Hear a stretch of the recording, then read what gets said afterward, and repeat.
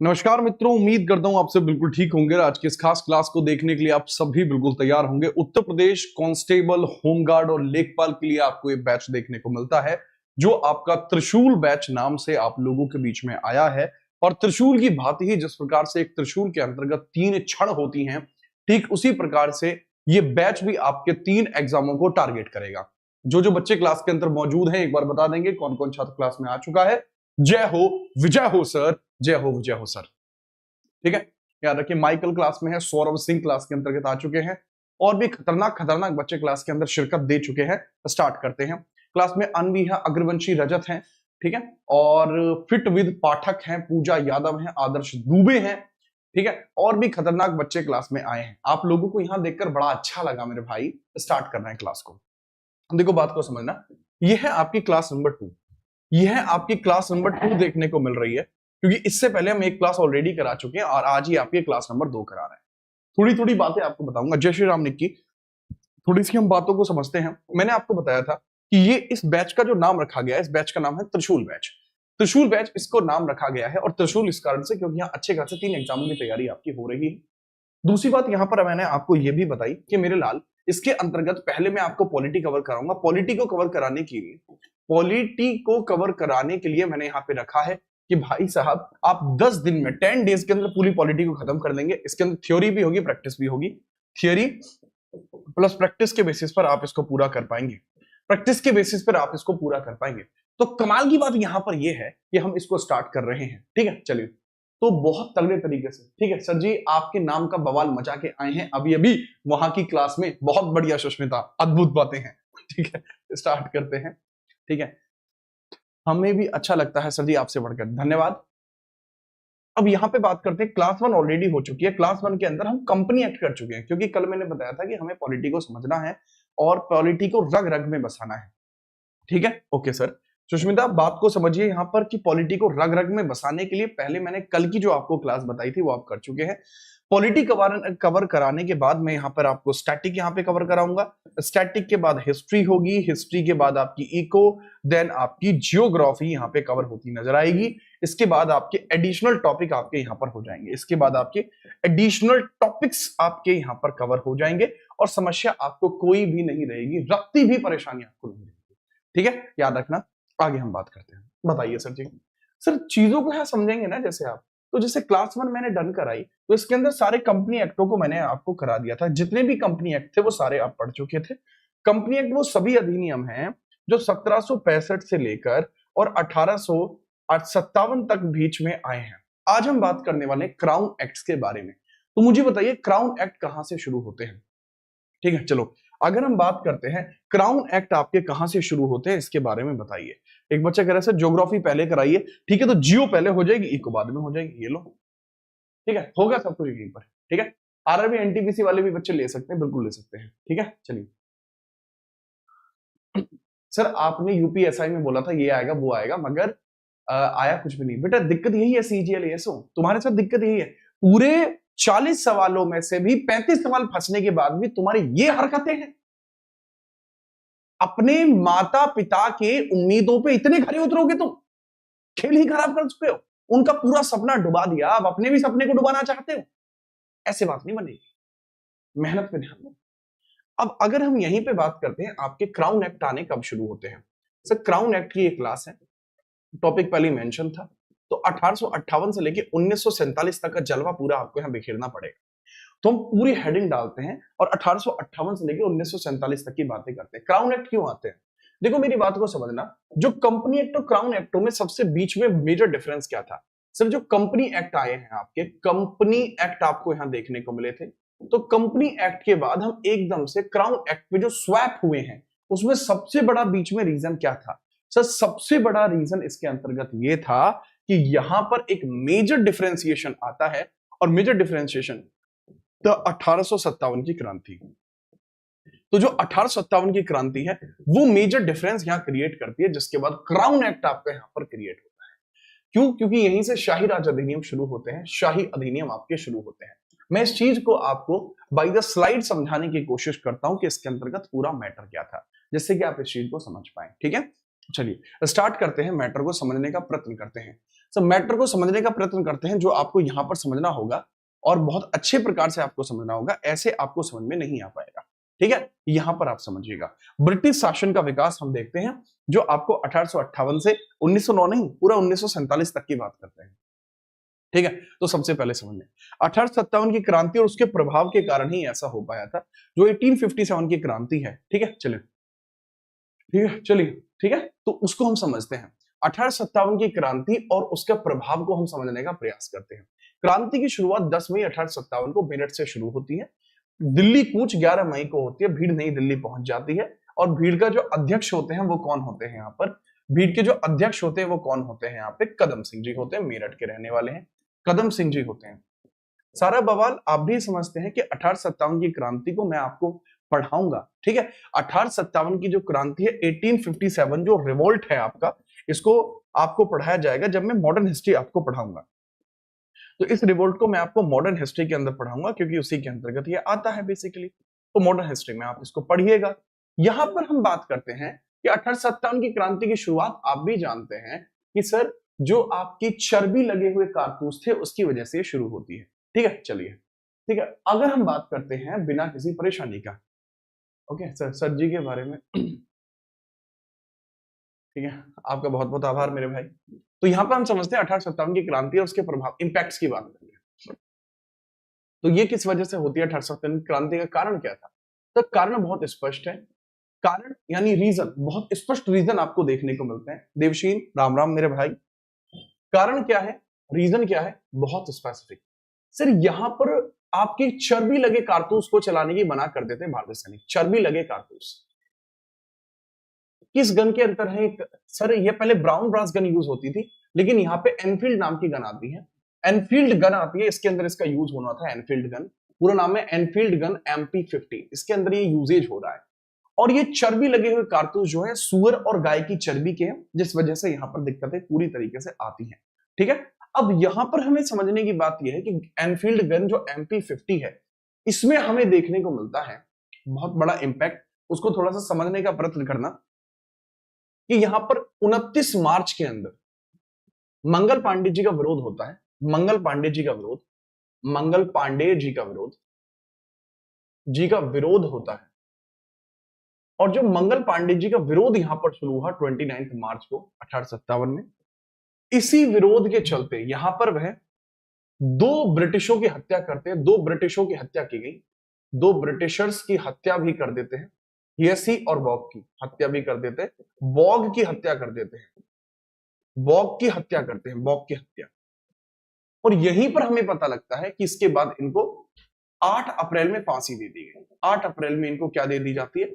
8 अप्रैल में इनको फांसी दे दी गई। इसको आप समझ के चलिए, 8 अप्रैल में इनको फांसी दे दी गई। ठीक है, बहुत बेहतरीन। अब इंपोर्टेंट बात यह है कि 8 अप्रैल में इनको फांसी दे दी जाती है। ठीक है, याद रखेंगे बगैर परेशानी के। नहीं नहीं,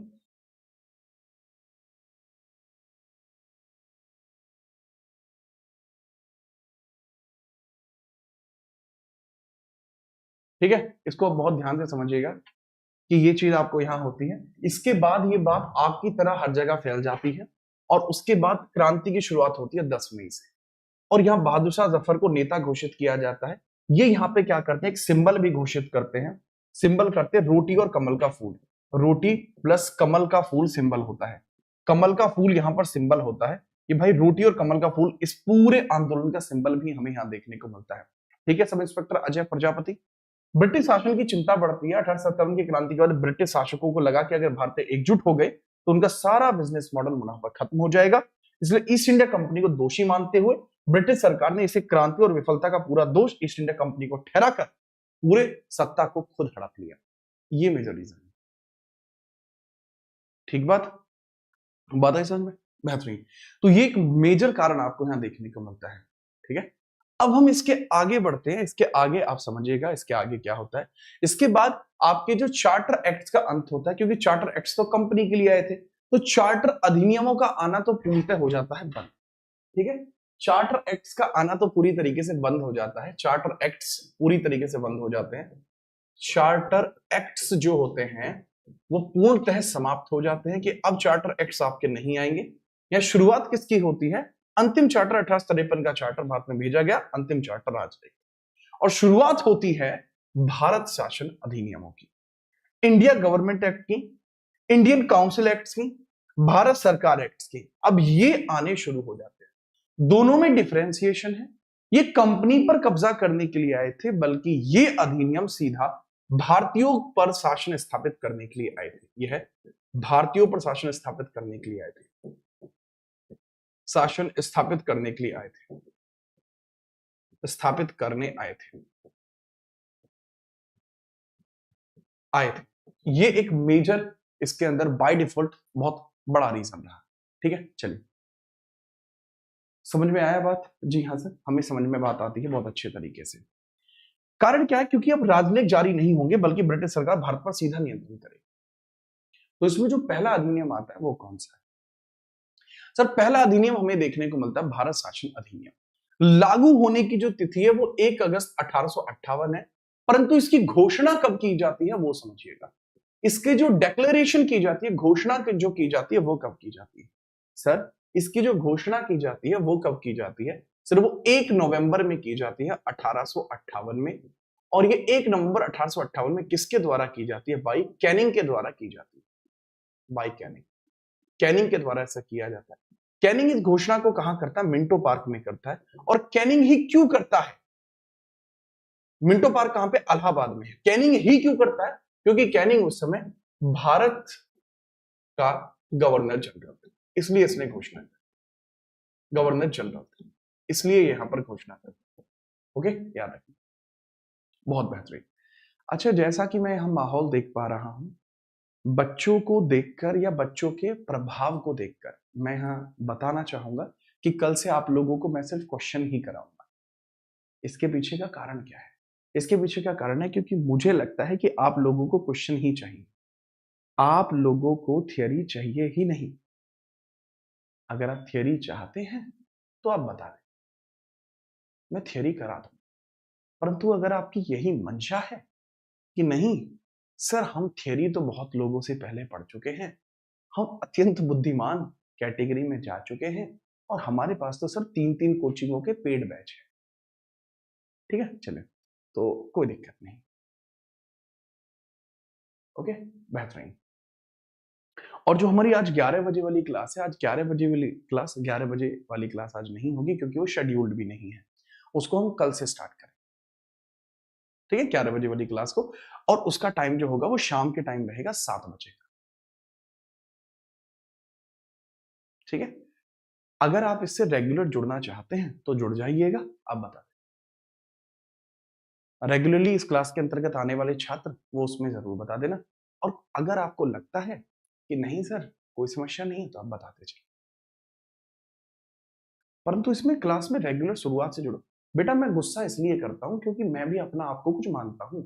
मैं भी मानता हूं कि आप लोग मेरे कुछ लगते हो। अगर मैं यही मान रहा होता कि तुम मेरे लिए सिर्फ व्यूवर्स हो, तो मेरे लिए तो फर्क ही नहीं पड़ रहा था। फिर आके मैं भी क्वेश्चन, इस सवाल का आंसर ये होगा, टिक करा के मैं भी तो निकल जाता। मुझे तो क्या ही फर्क पड़ता। पर मैं कुछ मानता हूं, इसी कारण से मैं क्रोध भी करता हूं। और अभी तो मैं क्रोध नहीं कर रहा हूं। ठीक है, तो आप रेगुलर आना शुरू कीजिए। नेक्स्ट हम बात करते हैं, इसके बाद पहला जो एक्ट आता है वो किस तरीके से यहां पर होता है। इसको मैं हाथ से ही बताऊंगा क्योंकि यह चीज आपको यहां पर थोड़ी समझनी पड़ेगी, क्योंकि ऐसे बताऊंगा तो बहुत बड़ा एक्ट बन जाएगा। बात को समझिए। 1858 एक्ट के अंतर्गत क्या कुछ चीजें होती हैं? 1858 एक्ट के अंतर्गत क्या कुछ चीजें होती हैं वो समझिए। 1858 अधिनियम में क्या कुछ चीजें देखने को मिलती है, जिसको बोलते हैं गवर्नमेंट ऑफ इंडिया एक्ट, आपको देखने को मिलता है। पहला, ठीक बात है, चलो तो इसके बारे में समझते हैं क्या चीजें हो सकती हैं। सर, 1858 के अधिनियम में सबसे पहले तो सर इसमें समझना है, इसमें गृह सरकार का निर्माण होता है। यहाँ गृह सरकार का निर्माण होता है, गृह सरकार का निर्माण होता है, यानी होम गवर्नमेंट का निर्माण यहाँ पर होता है। और ये जो होम गवर्नमेंट यहाँ पर बनती है, होम गवर्नमेंट, इस होम गवर्नमेंट के बारे में समझना, किस तरीके से होम गवर्नमेंट आपको देखने को मिलेगी। ठीक है, याद रखना। सर, होम गवर्नमेंट का जो निर्माण होता है, इसके अंदर सबसे जरूरी बात ये होती है होम गवर्नमेंट के अंदर कि सर सबसे इंपॉर्टेंट बात है, ये भारत परिषद का गठन होता है। और भारत परिषद का गठन कहां पर होता है? इंडियन काउंसिल का गठन कहां पर होता है? इंडियन काउंसिल का गठन कहां पर होता है? सर इंडियन काउंसिल का गठन होता है लंदन में, @ लंदन। लंदन में इंडियन काउंसिल का गठन हुआ। लंदन में क्या हुआ? लंदन में इंडियन काउंसिल का गठन होता है। ओके, और इंडियन काउंसिल के अंदर सदस्य कितने? 15 हैं। और जो इसका अध्यक्ष है, जो इंडियन काउंसिल का अध्यक्ष आपको देखने को मिलता है, जो चेयरमैन आपको देखने को मिलता है, वो कौन देखने को मिलता है बताइए? इंडियन काउंसिल का जो अध्यक्ष है वही भारत राज्य सचिव कहलाएगा, वही भारत राज्य सचिव है। और उसका नाम यहां पर क्या रखा गया? स्टैनली उसका नाम रखा गया, उसका नाम स्टैनली रखा गया। स्टैनली उसका नाम था। कहने के लिए लोग इसको लॉर्ड स्टैनली बोलते हैं, बट आप डायरेक्टली स्टैनली रखना। इसके अंदर मेंबर्स इसमें 15 है सदस्य। एक होम गवर्नमेंट बनती है, इसके साथ साथ एक रानी के प्रतिनिधि भी बनता है, रानी का प्रतिनिधि भी बना, रानी का प्रतिनिधि पद भी बनता है, प्रतिनिधि पद भी बनता है, रानी का प्रतिनिधि। रानी का प्रतिनिधि का मतलब क्या है? सर रिप्रेजेंटेटिव ऑफ क्वीन भी देखने को मिलता है, रिप्रेजेंटेटिव ऑफ क्वीन भी देखने को मिलता है, ऑफ क्वीन भी आपको देखने को मिलता है, रिप्रेजेंटेटिव ऑफ क्वीन। और रिप्रेजेंटेटिव ऑफ क्वीन के अंतर्गत यहां कौन शामिल होता है वो आप समझिए। रिप्रेजेंटेटिव ऑफ क्वीन के अंदर कौन शामिल होता है बताइए? सर जो रिप्रेजेंटेटिव ऑफ क्वीन में शामिल होता है वो कौन शामिल होता है बताते चलिए। पहला पर्सन जो रिप्रेजेंटेटिव ऑफ क्वीन में आता है वो होता है सर वाइसरॉय पोस्ट। वाइसरॉय पद होता है, वाइसरॉय पोस्ट होता है। हम लिख सकते हैं सर ये वाइसरॉय का पद। और वाइसरॉय के पद पर यहां कौन बैठता है बताइए? सर वाइसरॉय के पद पर यहां जो बैठता है वो कौन बैठता है उसकी चर्चा करते हैं। वाइसरॉय के पद पर यहां बैठता है कैनिंग, राइट? यहां बैठता है कैनिंग। वास्तविकता में हुआ क्या था? ये कोई नया पद नहीं था। असलियत में जो भारत का गवर्नर जनरल था उसी पद को यहां खत्म कर दिया गया।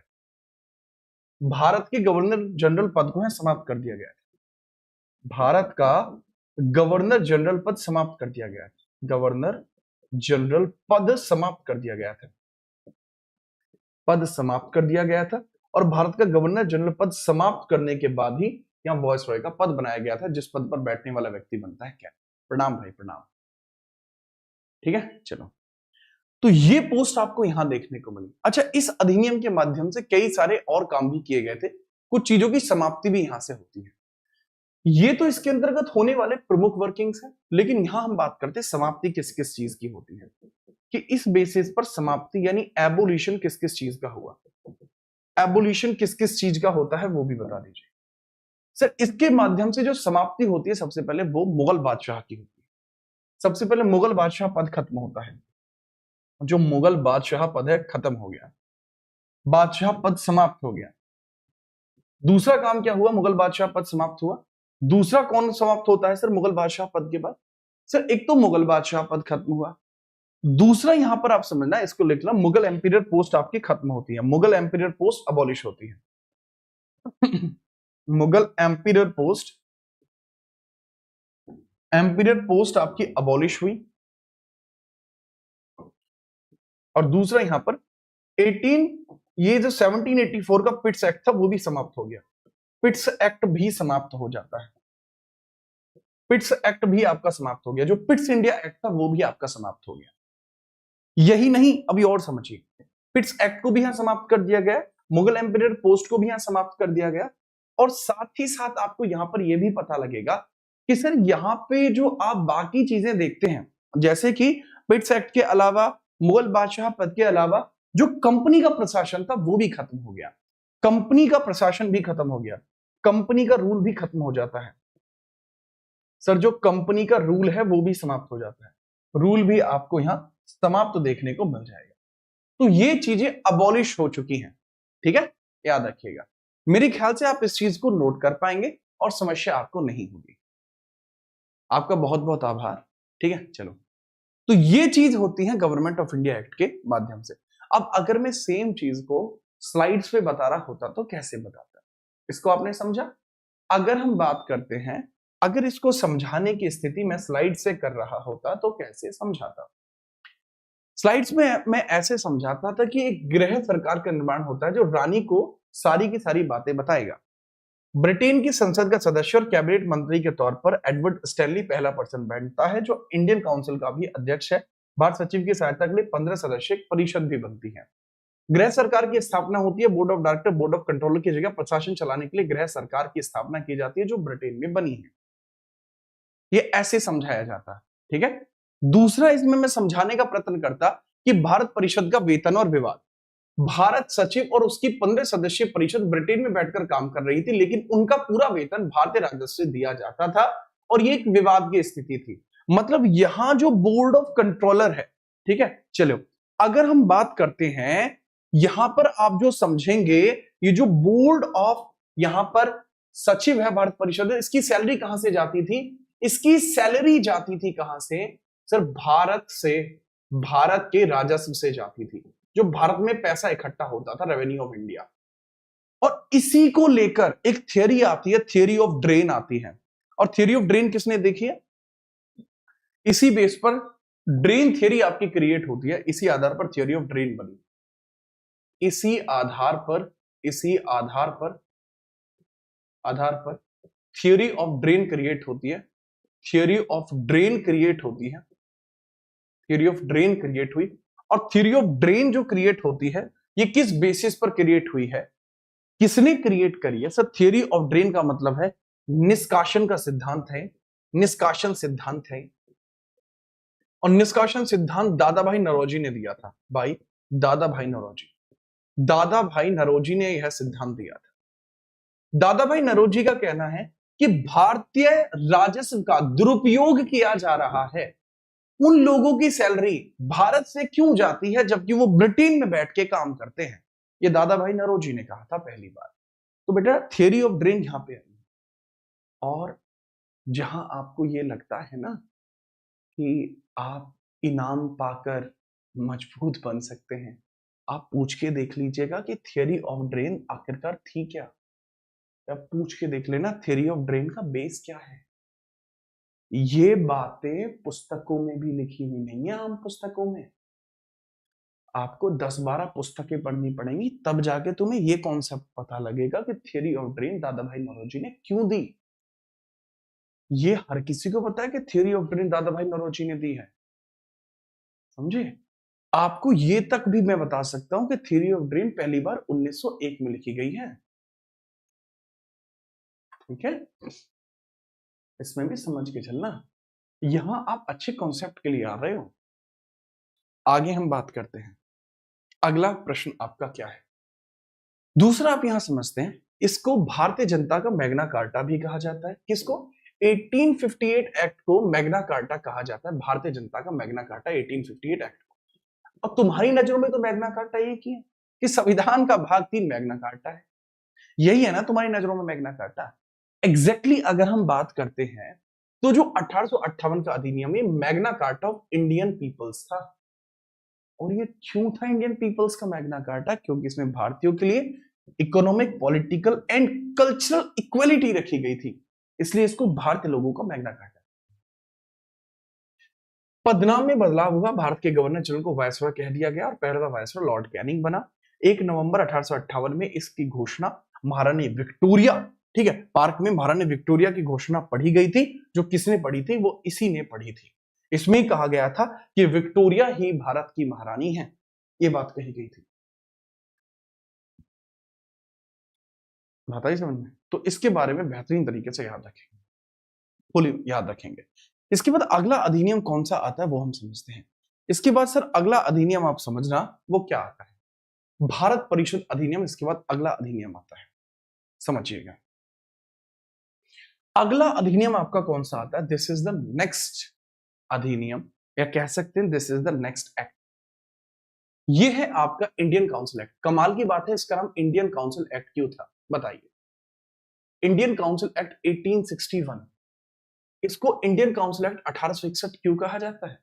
क्योंकि इसका निर्माण जो किया गया है वो इंडियन काउंसिल के द्वारा किया गया। क्योंकि इसका निर्माण इंडियन काउंसिल ने किया है।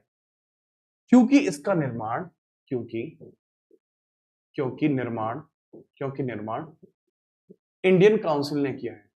निर्माण इंडियन काउंसिल के द्वारा किया गया। निर्माण इंडियन काउंसिल द्वारा हुआ,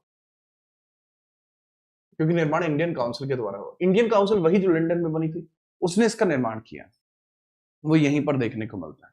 वायसरॉय के पास गृह, वित्त, राजस्व, कानून, लॉ, ये सारी शक्तियां हुआ करती थी, और इसी वजह से वायसरॉय एफिशिएंट नहीं था। इसी काम को एफिशिएंट बनाने के लिए पोर्टफोलियो प्रणाली इंट्रोड्यूस की जाती है। भारत के अंदर पोर्टफोलियो प्रणाली बनती है, डिपार्टमेंटल थियरी बनती है, जो कैनिंग ने इसको शुरू किया था। पोर्टफोलियो सिस्टम का मतलब क्या होता है कि मंत्रियों के मध्य या फिर लोगों के मध्य डिपार्टमेंट्स का विभाजन किया जाता है। इसको आप समझिएगा, डिपार्टमेंट्स का विभाजन किया जाता है। समझो, डिपार्टमेंट्स का विभाजन यहां पर किया जाता है, विभाजन यहां पर किया जाता है, ठीक है, याद रखिएगा। दूसरा, वायसरॉय की कार्यकारिणी। वायसरॉय की जो एग्जीक्यूटिव काउंसिल है, इसमें 5 सदस्य शामिल कर दिए गए, और सभी सरकारी सदस्य थे जो अलग अलग काम को निपटाया करते थे। याद रखोगे, बहुत बेहतरीन,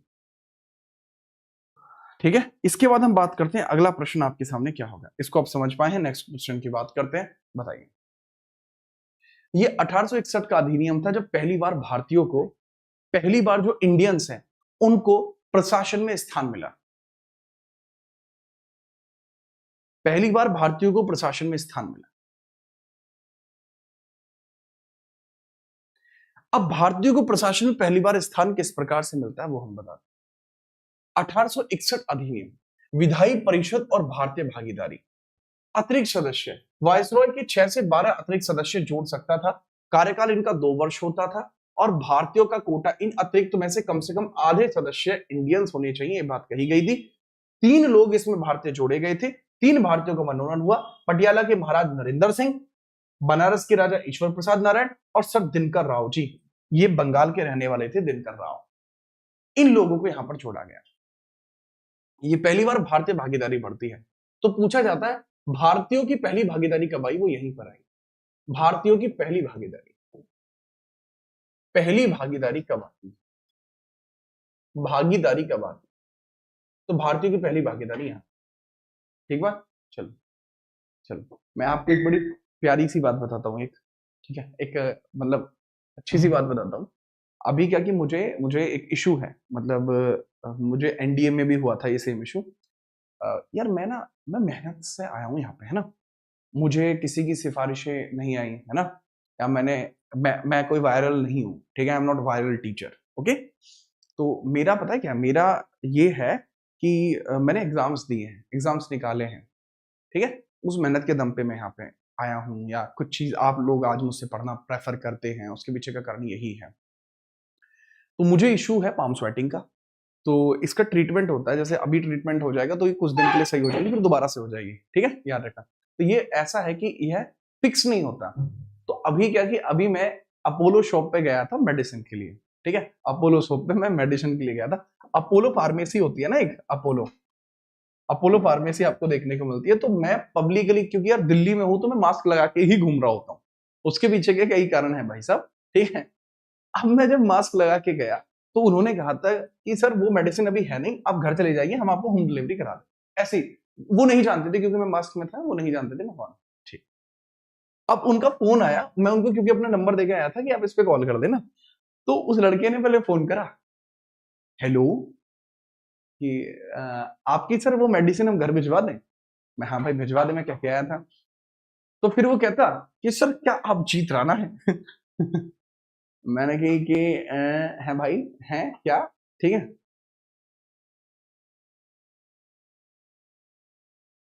ठीक है, तो वो कहता कि सर आप जीत राणा है। मैं के, हैं भाई, कौन कौन जीत राणा? तो कह लगा नहीं सर, नंबर शो हो रहा है जीत राणा सर के नाम से, आप वही हैं क्या? तो मैंने, मैं उनका भाई बात कर रहा हूँ, तो बात बता, ठीक है। तो कह रहा सर मैंने उनसे हिस्ट्री पढ़ी थी, आप मेरी उनसे बात करा दीजिए, मैं मेडिसिन फ्री में भिजवा दूंगा। तो मुझे बढ़िया लगा, आई पर्सनली लाइक कि भाई ये बहुत मस्त बात है। तो मुझे बड़ा मस्त लगा, ठीक है। तो बहुत ही स्वाद आई मुझे। तो उन्होंने कहा कि, मैंने कहा कि नहीं नहीं भाई मेडिसिन भेज दे, मैं उनका भाई बोल रहा हूँ, लेकिन हाँ बात करा दूंगा तुम्हारी, टेंशन मत लेना। तो ये चीज होता है, this is called as achievement, इसको मैं अचीवमेंट में काउंट करता हूँ, है ना। मैं उस चीज को अचीवमेंट में काउंट नहीं करता कि हाँ भाई ये चीज गए, ठीक है। और कमाल की बात यह है कि जब कभी हम मीटअप करते हैं ना, तो मीटअप में मैं अपने लिए चीजें अलग अरेंज करा, मैं उसी मीटअप में जाता हूं जहां मेरे लिए बच्चे आए होते हैं। मैं दूसरों की आई भीड़ में हाथ नहीं उठाता, अपनी भीड़ के लिए हाथ उठाता हूं। और मेरी वीडियो भी तभी हमारे प्लेटफॉर्म पे डलती है जब भीड़ मेरे लिए आती है, तभी हम ये काम करते हैं। दूसरों की आई भीड़ में मैं वीडियो नहीं बनाता, दूसरे के तवे पे हाथ नहीं सेकता मैं। समझ में आ रही है? ये मैंने अब तक कमाया, ये मेरी अब तक की कमाई। ये बताने के पीछे कारण, लोगों को लगता है कि भीड़ के आने से क्वालिटी बढ़ जाती है, एड़ियां उठाने से किरदार ऊंचे नहीं होते, बरखुरदार मेहनत लगती है। आगे हम बात करते हैं, वायसरॉय की शक्तियां और डिसेंट्रलाइजेशन की स्टार्टिंग होती है, उसकी हम बात कर लेते हैं। ठीक है, हम बात करते हैं आगे, आगे हम बात करते हैं, वो समझिएगा। देखिए, अगर हम बात करते हैं वायसरॉय का अध्यादेश, आप देखते हैं ऑर्डिनेंस की शक्ति होती है, बिना परिषद की सहमति के अध्यादेश जारी करने की शक्ति है। वैधता 6 महीने तक थी। वायसरॉय को प्रांतीय नियंत्रण दिया गया, नए प्रांत का गठन और सीमा परिवर्तन अब वायसरॉय की पावर हो जाती है। ठीक है, याद रखिएगा। विकेंद्रीकरण का आरंभ, स्टार्ट ऑफ डिसेंट्रलाइजेशन, प्रांतों बंबई और मद्रास को पुनः लॉ बनाने की शक्ति दी गई। विधान परिषद की स्थापना होती है बंगाल 1862 में। सबसे पहले विधान परिषद का गठन कहां पर होता है? बंगाल में होता है। ये बहुत इंपॉर्टेंट सी बात है। ठीक है, चलिए, आप लोगों को जो है एक हमारा टोल फ्री नंबर नहीं है भाई, पैसे लगते हैं बात करने के, 892339। आपके फोन में रिचार्ज होगा, उस रिचार्ज से फोन कर लेना। ठीक है, 8923395887, ये हमारा नंबर। आगे हम बात करते हैं, ये लीजिए दूसरा पॉइंट हम यहां पर समझते हैं, भारत परिषद में क्या हुआ। डफरिन योजना पर आधारित है, यह अधिनियम मुख्य रूप से डफरिन की योजना पर आधारित था। भारत परिषद अधिनियम 1862, इसको मैं अभी पहले बताऊंगा, पहले इस चीज को आप समझ लीजिएगा, ये चीजें आपको इसमें मिली है। ठीक है, याद रखना। सर जब आपने मुझे कॉल किया था तब मेडिकल स्टोर में, हाँ भाई जब मैंने तुम्हें कॉल किया था तब मैं मेडिकल स्टोर में था, इसी वजह से फोन मुझे काटना पड़ गया। मास्क में था ना भाई, मुझे आवाज नहीं आ रही थी। अब मेरी बात को समझना, यहां पर 1800 कुछ चीजें हैं जो एसोसिएटेड आपको दिखाई देंगी 1861 एक्ट से। 1861 का जो एक्ट होता है, इससे कुछ आपके रिलेटेड फैक्ट होते हैं, जैसे पहला बजट आपको देखने को मिलता है। देखो बच्चे, ये पहला बजट इसमें कभी नहीं आया, इस टाइमलाइन में है, राइट? ये इस टाइमलाइन में आपको देखने को मिलता है, इसको आप समझिए। तो जो आपको ये एक्ट देखने को मिलता है 1860 में, आईपीसी का निर्माण, आईपीसी का निर्माण होना, इंडियन पैनल कोड का बनना, भारतीय दंड संहिता का बनना, भारतीय दंड संहिता का बनना, एंड यहीं पर भारत का पहला बजट आना, और यहीं पर 1860 में जेम्स विल्सन द्वारा भारत का पहला बजट, जेम्स विल्सन के द्वारा, विल्सन द्वारा पहला बजट, द्वारा पहला बजट, पहला बजट, ये जो आपको देखने को मिलता है ना, जेम्स विल्सन के द्वारा पहला बजट, भारतीय दंड संहिता का 1860 में बनना, ये दोनों ही चीजें इस अधिनियम के आप मान लीजिए सेम टाइमलाइन पर हैं, बट ये जो लाइंस हैं ये टाइमलाइन सेम है, बट इनका रिलेशन इससे नहीं है, राइट? इसके बारे में भी याद रखना। तो इसके बारे में इंपोर्टेंटली आप याद रखेंगे कि टाइमलाइन सेम है, ये नहीं है। दूसरी बात, 1861 के एक्ट, ये लागू कब हुआ है? 1862 में लागू होता है, लागू होता है 1862। इसके माध्यम से ही जो इंडियन हाईकोर्ट एक्ट है, इंडियन हाईकोर्ट एक्ट भी आता है, एक इंडियन हाईकोर्ट एक्ट भी आता है, और ये जो इंडियन हाईकोर्ट एक्ट आता है सर जी, इंडियन हाईकोर्ट अधिनियम, यह आपका 1861 में आया था, भारतीय हाईकोर्ट अधिनियम। जो भारतीय हाईकोर्ट अधिनियम था, हाईकोर्ट अधिनियम था, ये 1861 में आता है। इसके माध्यम से आपके जितनी भी पुराने सुप्रीम कोर्ट थे वो बंद हो गए। हाँ भाई, वो नंबर मेरा ही है। दूसरा यहां पर समझना, आपका कलकत्ता, मद्रास, और हाँ, आप जब हमें टैक्स डालोगे तो हम उस पर आपसे पीडीएफ के लिए रुपए नहीं मांगेंगे, वो हम फ्री में डालते हैं टेलीग्राम में। कलकत्ता में बनता है सबसे पहले। दूसरा आपको यहां देखने को मिलता है मद्रास में, और तीसरा बॉम्बे में देखने को मिलता है। कलकत्ता, मद्रास और बॉम्बे, मद्रास और बॉम्बे, ये आपको 3 जगह देखने को मिलेगा। और ये हाई कोर्ट्स है, ना कि सुप्रीम कोर्ट। ये क्या है? हाई कोर्ट्स हैं जो इस बेसिस पर बने हैं, क्योंकि इस समय तक आते आते सुप्रीम कोर्टों को रद्द कर दिया गया था। इस अधिनियम के माध्यम से जो सुप्रीम कोर्ट है वो रद्द हुए थे, सुप्रीम कोर्ट आपके रद्द होते हैं, सुप्रीम कोर्ट आपके रद्द होते हैं। और सुप्रीम कोर्ट रद्द होते हैं जो बने कब कब थे, 1774 का कोलकाता सुप्रीम कोर्ट रद्द हो गया, 1800 का आपका मद्रास कोर्ट रद्द हो गया, मद्रास का सुप्रीम कोर्ट रद्द हो गया, और 1823 का आपका जो आपका बॉम्बे का कोर्ट था वो भी रद्द हो गया। ये चार्ल्स छठे ने बनाया, तो यह आपके रद्द हो जाते हैं। ठीक है, समझ में आई बात? जी यहां से समझ में आई। मेरे ख्याल से इसमें कोई समस्या आपको नहीं रही होगी, आप इस चीज को समझ पाए होंगे। भारत का हाईकोर्ट का अधिनियम किस प्रकार से है, इससे क्या क्या चीजें हुई हैं, तो ये सारी बातें आपको यहाँ देखने को मिलती है। यूपी का हाईकोर्ट कब बना है इसके बारे में भी याद रखना। उत्तर प्रदेश का हाईकोर्ट इसलिए जरूरी है क्योंकि सबसे ज्यादा जजेस इसमें हैं। यूपी का पहले बनता है आगरे में, आगरा में बनता है आगरा हाईकोर्ट 1866 में, बट क्योंकि ये सेंटर में नहीं था इस वजह से इसको ट्रांसफर करके 1869 में हमने इलाहाबाद में ट्रांसफर कर दिया, इलाहाबाद में ट्रांसफर कर दिया। कैपिटल क्या, लखनऊ है। लखनऊ में जो कोर्ट है वो इसकी खंडपीठ है, याद रखेंगे। चलिए, कोई समस्या है? ठीक है, चलिए।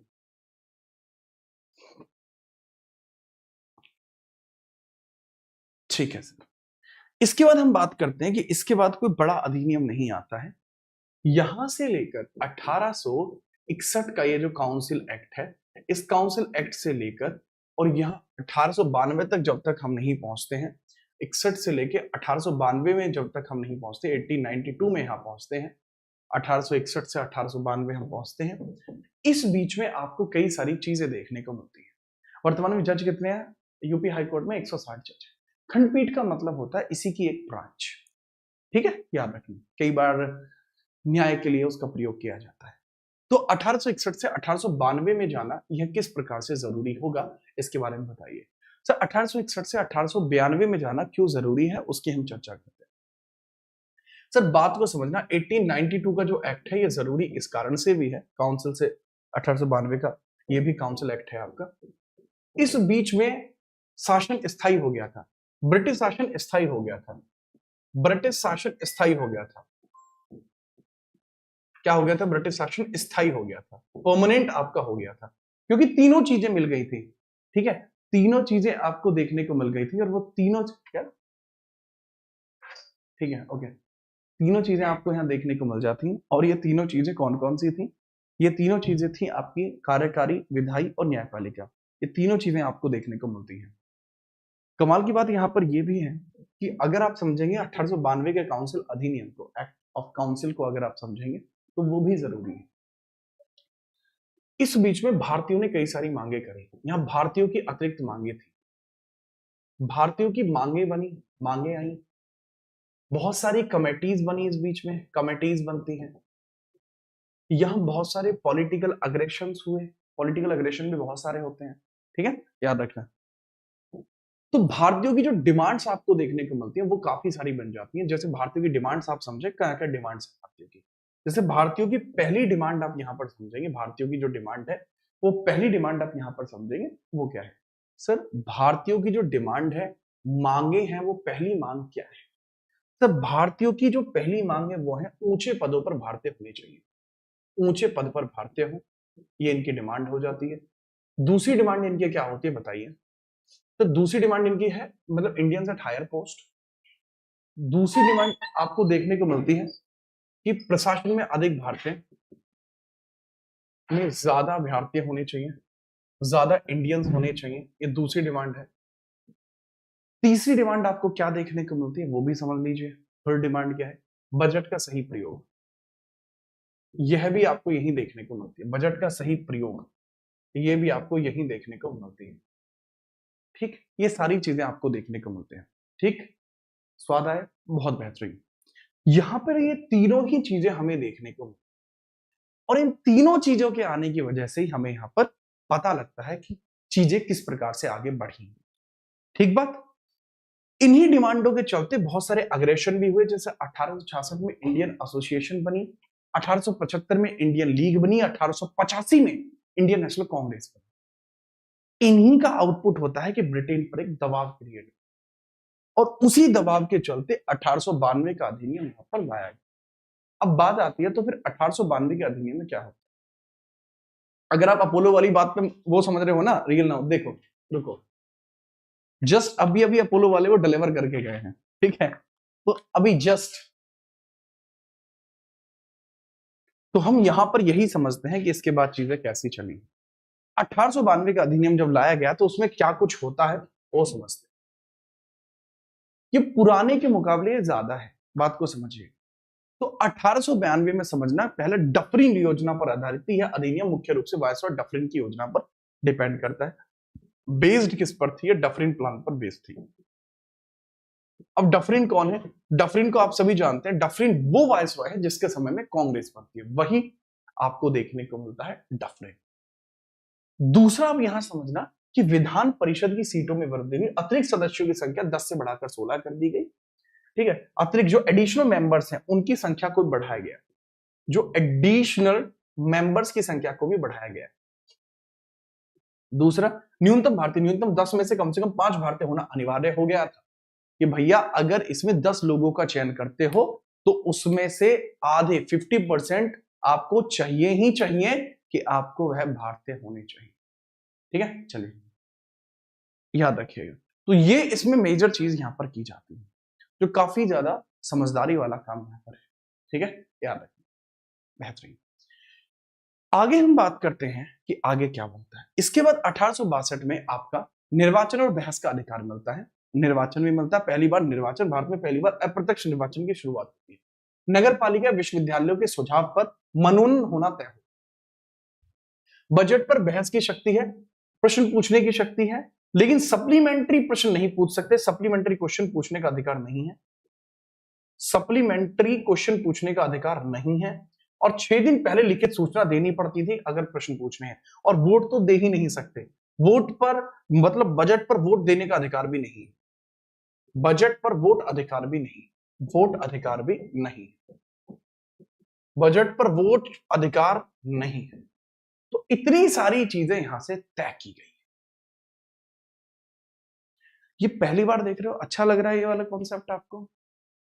क्योंकि ये चीज आप मुझसे पढ़ चुके हैं ना मेजरली बच्चे, तो ये नए डिजाइन से जब आप इसे देख रहे हो तो कैसा लग रहा है? बढ़िया लग रहा है।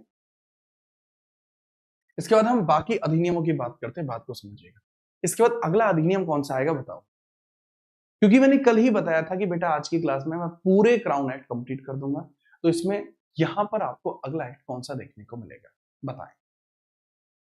अगला एक्ट आपको कौन सा देखने को मिल जाएगा बताइए?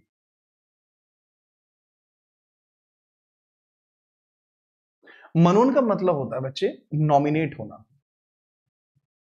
और ये होता है यहां एडवाइस के बेसिस, एडवाइस बेसिस पर नॉमिनेट, ये आपको यहां देखने को मिलता है।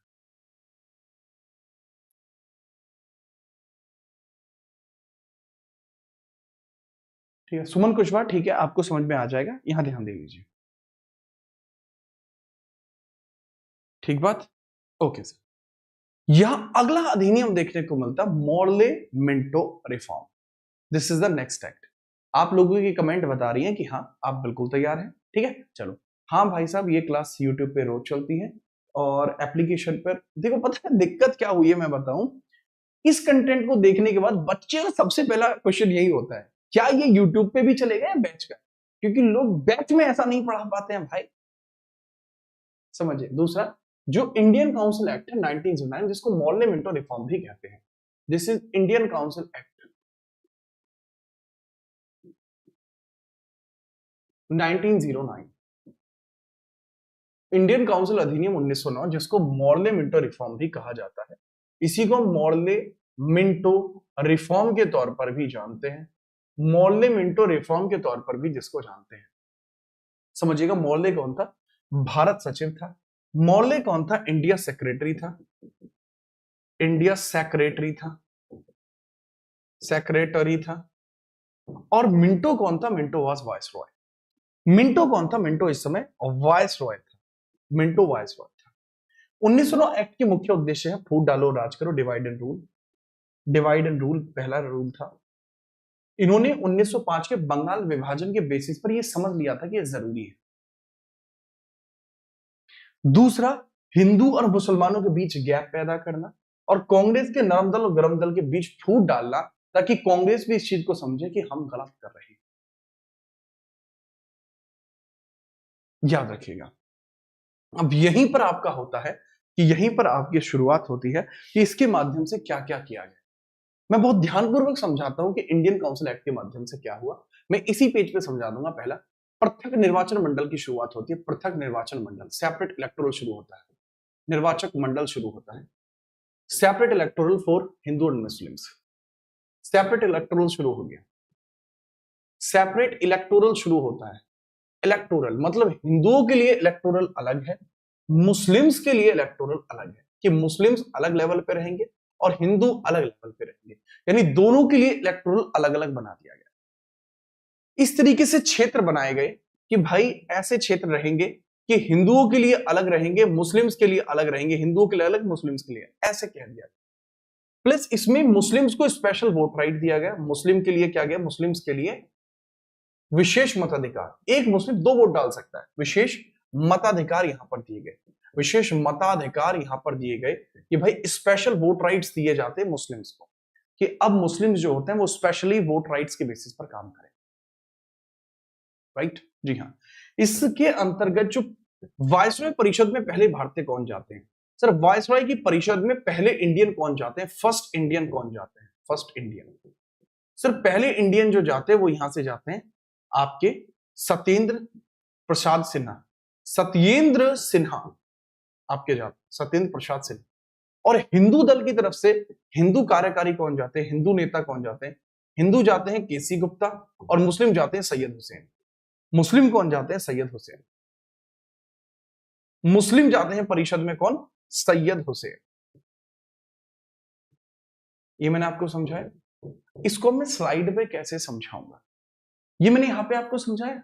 अब जैसे मैं इसको स्लाइड पे अगर समझाने के लिए जाऊंगा तो मैं इसको स्लाइड पे ऐसे समझाऊंगा कि सदस्यों की संख्या 16 से बढ़ाकर 60 कर दी गई, पूरक प्रश्न पूछने का अधिकार दे दिया गया, पृथक निर्वाचन मंडल बना दिया गया, और आरक्षित मुस्लिम सीटों पर चुनाव लड़ने का वोट भी केवल मुस्लिम मतदाता को ही है। स्पेशल वोट राइट, एक मुस्लिम 2 वोट डालेगा, जरूरी है कि एक मुस्लिम मुस्लिम कोई वोट डाले। यही नहीं, अभी और सुनिए। वायसरॉय की कार्यकारी परिषद में पहला भारतीय सत्येंद्र प्रसाद सिन्हा को विधि सदस्य के रूप में शामिल किया गया। ये पहले लीगल मेंबर हैं, यानी भारतीयों के लिए कानून बनाने के लिए इनकी भी जिम्मेदारी बनती है। और भारत परिषद जो लंदन में बैठी है उसके अंदर पहले केसी गुप्ता, दूसरे सैयद हुसैन बिलग्रामी इनका पूरा नाम है, क्योंकि बिलग्राम के हैं। ये आपको देखने को मिला। यह पहली बार था जब भारतीयों को कानून बनाने के लिए शासन में जगह मिली। एग्जीक्यूटिव में पहली बार इंडियंस को जगह मिली, ऐसा पहली बार हो पाया है। ठीक है, याद समझ में आई बात है कि नहीं? यार ये बहुत अच्छे लेवल का कॉन्सेप्ट है यार, इसको समझो, लाइक वाइक भी करते रहो। इसके बाद हम बात करते हैं, सर इसके बाद अगला अधिनियम कौन सा आए, बताइए भाई। इसके बाद अगला अधिनियम कौन सा आता है? वह आता है आपका 1919 का अधिनियम। इसके बाद सर अगला अधिनियम आएगा 1919 का अधिनियम। राइट, परफेक्ट लेवल पे। अब हैंड रिटन बताऊं या फिर स्लाइड से ही बता दूं, बताइए।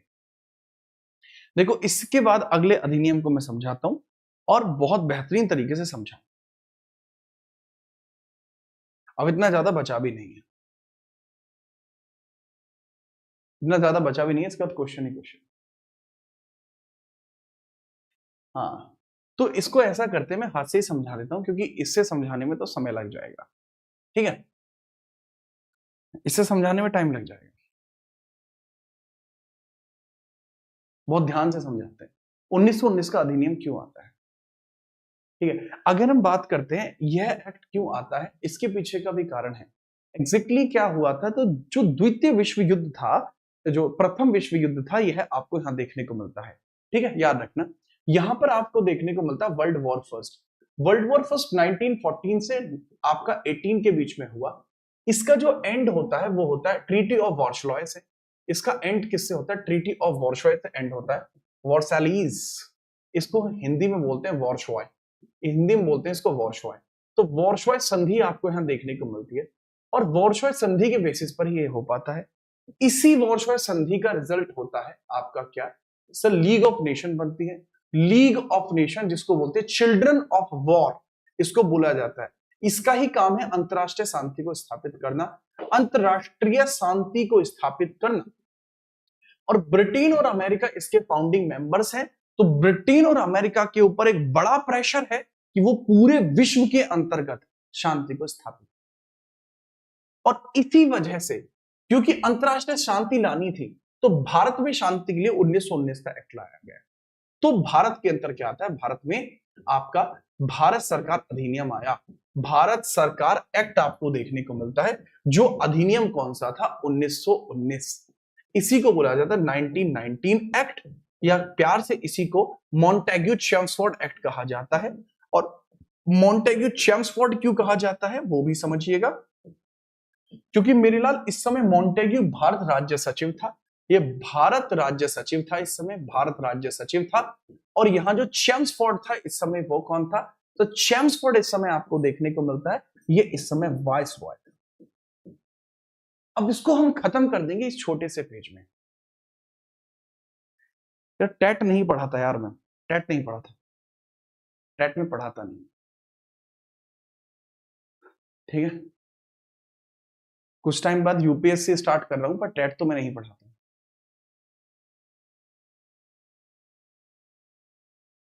अब हम बात करते हैं इसी के बारे में, समझिए, समझाने का प्रयत्न करते हैं।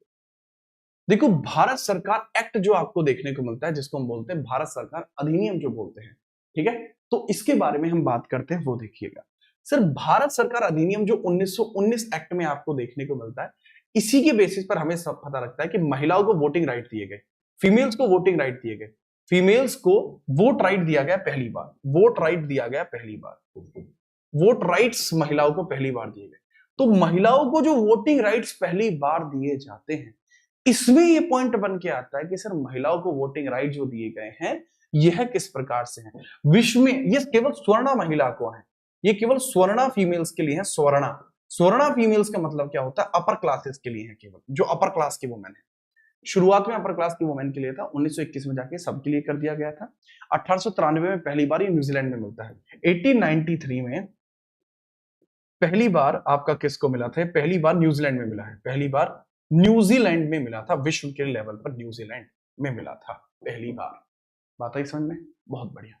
अगला हम बात करते हैं, ठीक है, चलिए नेक्स्ट पॉइंट आपको यहां समझ में आता है। जैसे मैंने बताया फीमेल्स को यहां वोट राइट दे दिया है। दूसरा यहां पर क्या किया जाता है वो भी समझना, कि ना केवल फीमेल्स को वोट राइट देके काम चला, बल्कि यहां पर पहली बार यूपीएससी की परीक्षा भी कराई गई, पहली बार सिविल सेवा की परीक्षा कराई गई, पहली बार यहां सिविल सेवा की परीक्षा भी, पहली बार सिविल सेवा की परीक्षा आपको देखने को मिलती है। और जो सिविल सर्विसेज की परीक्षा यहां पर हुई है, सिविल सर्विस एग्जाम आपको देखने को मिला, उसको भी समझिए। सिविल सर्विसेज का एग्जाम पहली बार आपका यहां पर कंडक्ट कराया जाता है।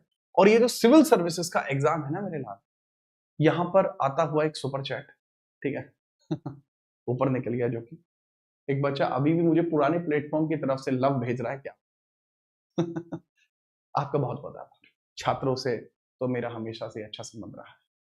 तो भाई साहब सिविल सर्विसेज का एग्जाम होता 1922 में, ये सफल रहा, ये पूर्णतः सफल रहा।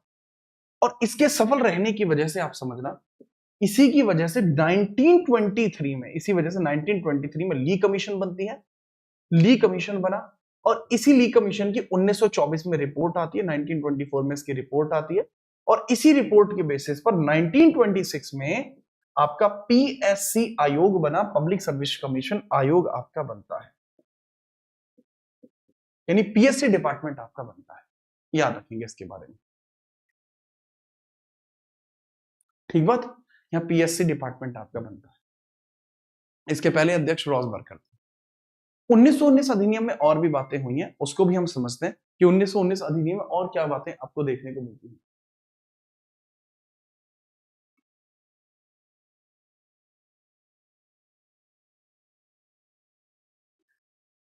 ठीक है, याद रखिए,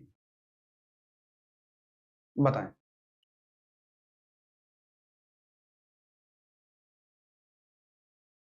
ठीक है अनुपम कह रहा है मेरे बच्चे बड़े होके कहेंगे ऐसा कोई कोर्स नहीं जो बाबूजी ने ना किया हो अनुपम,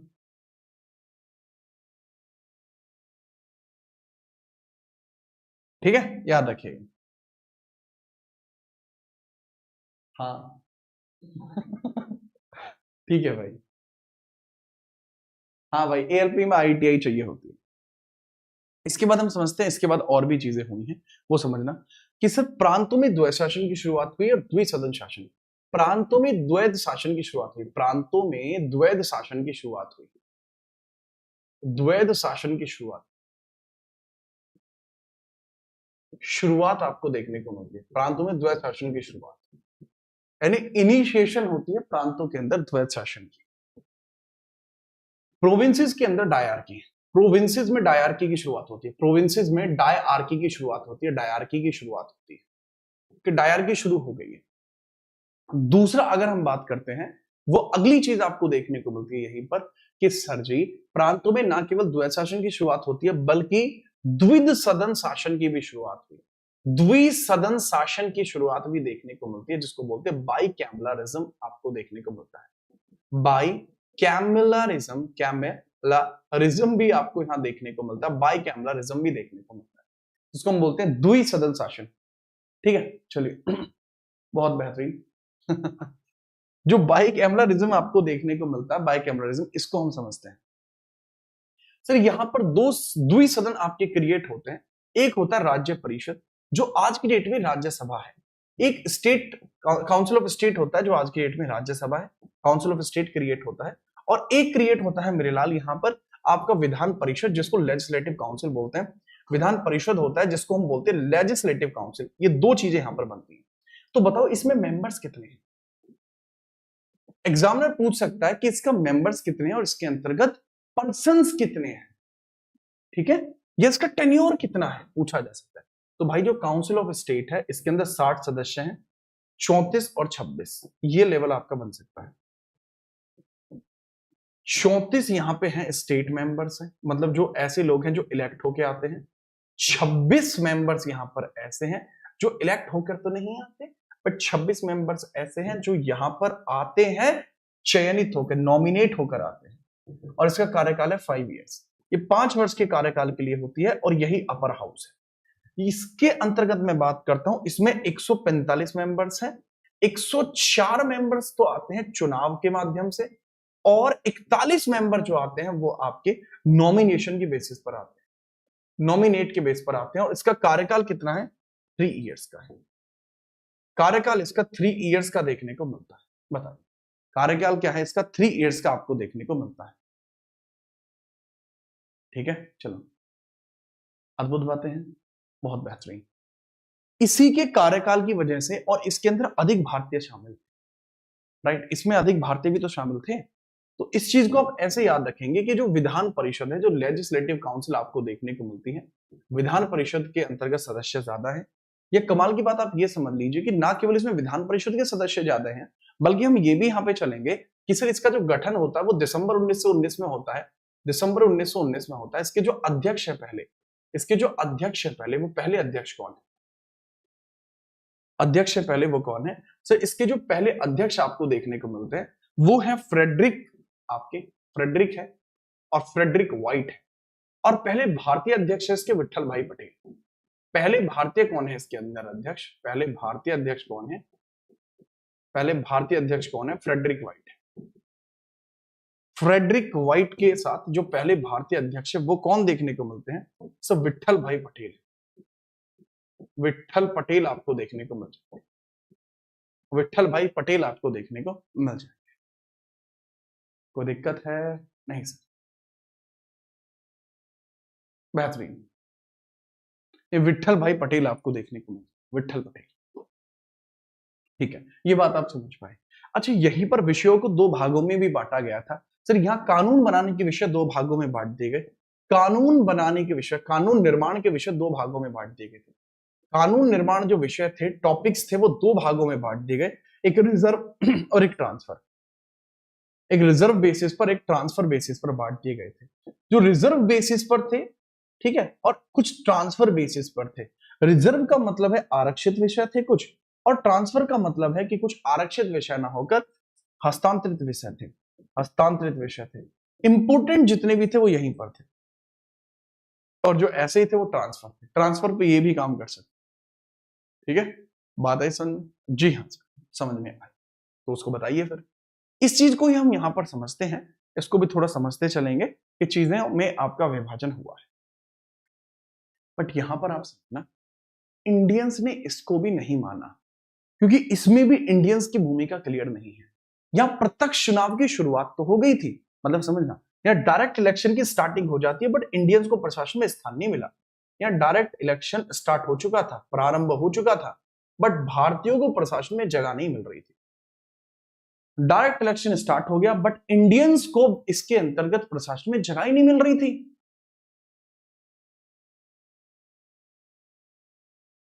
तो प्रशासन में जगह कैसे मिलेगी वो बताइए सर, उसको मैं समझाने का प्रयत्न करता हूं। बताइए सर जी। यहां मैं बताता हूं आपको क्या हुआ है कि डायरेक्ट इलेक्शन भी आपके यहीं से प्रारंभ हुए हैं, प्रत्यक्ष चुनाव की शुरुआत हुई है कि भाई 1919 जो एक्ट आया, इसका भारतीयों ने विरोध किया। इसके विरोध की वजह से 1919 के अंतर्गत 21 मार्च में आप देखेंगे रोलेट एक्ट भी आया। ठीक है, रोलेट एक्ट भी आता है क्योंकि भारतीयों ने विरोध किया। रोलेट एक्ट का भी विरोध किया गया, तो 11 अप्रैल में आपका क्रॉलिंग एक्ट भी आता है। 1919 क्रॉलिंग एक्ट भी आता है, क्रॉलिंग एक्ट भी आता है। अमृतसर में आया था क्रॉलिंग एक्ट, जनरल डायल देकर आया था क्रॉलिंग एक्ट। क्रॉलिंग एक्ट भी आता है, क्रॉलिंग एक्ट भी आता है।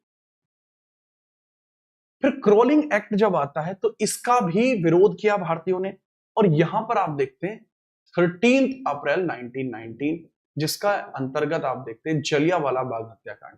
तो जलियांवाला बाग हत्याकांड भी हुआ, जलियांवाला बाग हत्याकांड भी हुआ, बाग हत्याकांड भी देखने को मिलता है।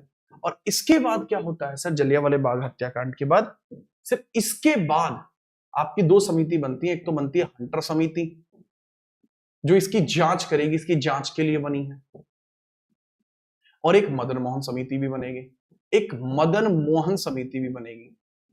दोनों समितियों की अलग अलग रिपोर्ट है, बट इन रिपोर्ट के बेसिस पर कहा गया कि जो 1919 का अधिनियम है ये ठीक नहीं है, इसको 20 वर्ष के बाद हम रीचेक करेंगे, कि भाई 20 वर्षों के बाद हम इसको रीचेक करने वाले हैं। तो कह दिया गया ठीक है, आप रीचेक कर लेना। अब रीचेकिंग की बात कुछ इस प्रकार से आती है कि ठीक है सर, हम इसको रीचेक करेंगे, तो उसी के बेसिस पर 10 वर्ष बाद रीचेक होना था। 10 वर्ष बाद रीचेक होना था, तो 1927 में आपका साइमन कमीशन आया। साइमन कमीशन का विरोध जगह जगह किया गया। साइमन कमीशन में क्योंकि कोई भी भारतीय नहीं था, इसलिए इसका विरोध जगह जगह किया गया। बट साइमन कमीशन नहीं माना। 1929 में साइमन कमीशन की रिपोर्ट आई। साइमन की रिपोर्ट भी आ जाती है। इसमें 7 सदस्य थे साइमन कमीशन में, 7, 6+1 का कॉन्सेप्ट था। जॉन साइमन था इसका अध्यक्ष, जॉन था इसमें, जॉन साइमन अध्यक्ष था इसमें। 1928 में यहां नेहरू रिपोर्ट भी आती है। नेहरू रिपोर्ट संविधान का ब्लूप्रिंट है, नेहरू रिपोर्ट भी आती है। 1929 में आपकी जिन्ना रिपोर्ट भी आती है, जिन्ना की 14 पॉइंट रिपोर्ट आती है। जिन्ना की क्या आती है, 14 पॉइंट रिपोर्ट भी आती है। इससे भी बात नहीं बन पाई। फिर इन तीनों पर डिस्कशन किया गया, और इन तीनों पर डिस्कशन किया जाता है राउंड टेबल कॉन्फ्रेंस में। यहां आपका गोलमेज सम्मेलन हुआ है, गोलमेज सम्मेलन हुआ आपका। फिर अब जो गोलमेज सम्मेलन हुआ वो 3 साल चला है, 1930, 1931 और 1932। और इस गोलमेज सम्मेलन के बाद 1933 में इसकी रिपोर्ट आती है, और इसी की रिपोर्ट पर बेस क्या करता है, इसी की रिपोर्ट पर बेस करता है 1935 एक्ट। अब बेटा आप ये सोचोगे बीच की कहानी कहां गई। मेरे लाल, ये बीच की कहानी मॉडर्न हिस्ट्री में आएगी। किसी को बाय बाय कहने की जरूरत नहीं है, अभी क्लास में बने रहिए सब। तो मैं बताता हूं, ये बीच की जितनी भी कहानियां बेटा, ये मॉडर्न हिस्ट्री में आप पढ़ेंगे, आपको तभी बातें क्लैरिटी से समझ में आएंगी कि सर ये बीच की पूरा का पूरा जो मैटर है, यह आपको देखने को मिलेगा कहां पर। सर यह पूरा मैटर आपको देखने को मिलेगा मॉडर्न हिस्ट्री में। अभी तो मुझे खाली स्टैब्लिशमेंट करना है इस चीज का, ताकि मैं आपको बता पाऊं। जो मॉडर्न हिस्ट्री में पढ़ोगे सारी घटनाएं मैं क्रम से बताऊंगा कि क्या है, क्यों है। अब जैसे बच्चे पूछे गोलमेज सम्मेलन में कौन था, कि डॉक्टर भीमराव अंबेडकर तीनों में थे, तेज बहादुर सप्रू तीनों में थे, ये चीज आएंगी बेटा। अभी मैं समझा ही नहीं रहा ना इसको, मैंने सिर्फ एक बेसिक कॉन्सेप्ट आपको बताया कि ये चीजें बार बार आपकी बनी, और हम इसको मॉडर्न हिस्ट्री में समझें। अब यहां पर बने। ठीक है, याद रखिएगा। ठीक है, याद रखिएगा। ठीक है, चलो ठीक है, कोई समस्या नहीं है इसके अंतर्गत भी। आगे समझते हैं 1935 एक्ट के बारे में कि 1935 का अधिनियम क्या है। कि सर 1935 का अधिनियम किस प्रकार से आपको देखने को मिलेगा, बता दीजिए सर 1935 का अधिनियम क्या है। लीजिए सर 1935 का अधिनियम आपको देखने को मिलता है यहां पर। 1935 का अधिनियम भारत का अब तक का सबसे बड़ा अधिनियम था। ठीक है, 1935 का अधिनियम जो है वो भारत का अब तक का सबसे बड़ा अधिनियम है। इसमें कुल 321 सेक्शंस यानी इसके अंदर आर्टिकल्स कितने थे, 321 थे। इसके अंदर 10 शेड्यूल्स थी, अनुसूची कितनी थी, 10 थी। और इसके अंतर्गत पार्ट्स की बात करूं तो 10 पार्ट्स इसके अंदर थे, 10 पार्ट इसके अंदर थे। लेकिन यह भी कुछ बड़ा काम नहीं कर पाएगा। नेहरू ने कहा था, जवाहरलाल नेहरू ने, कि यह गुलामी का एक नया चार्टर है, न्यू चार्टर ऑफ स्लेवरी है। नेहरू ने कहा था यह गुलामी का एक नया चार्टर है, this is new charter of slavery. ये किसने कहा, नेहरू ने कहा। यहां भारत को एक अखिल भारतीय संघ बनाने का प्रयास किया जा रहा, कोशिश की जा रही थी इंडिया को क्या किया जाए, एक तरीके से इंडिया को एक यूनियन बनाया जाए, फेडरल बनाया जाए, ऑल इंडिया फेडरेशन बनाने की कोशिश की थी। ठीक है, चलो यहां इस प्रस्ताव में अखिल भारतीय संघ, ऑल इंडिया फेडरेशन बनाने की कोशिश की थी। ये गलत है बेटा, इसको यूनियन बनाने की कोशिश कभी नहीं की गई, इसको फेडरेशन बनाने का प्रयास किया गया है। ऑल इंडिया फेडरेशन बनाने का कोशिश की गई है, ऑल इंडिया फेडरेशन। अंग्रेजी और हिंदी में गलती हो रखी है।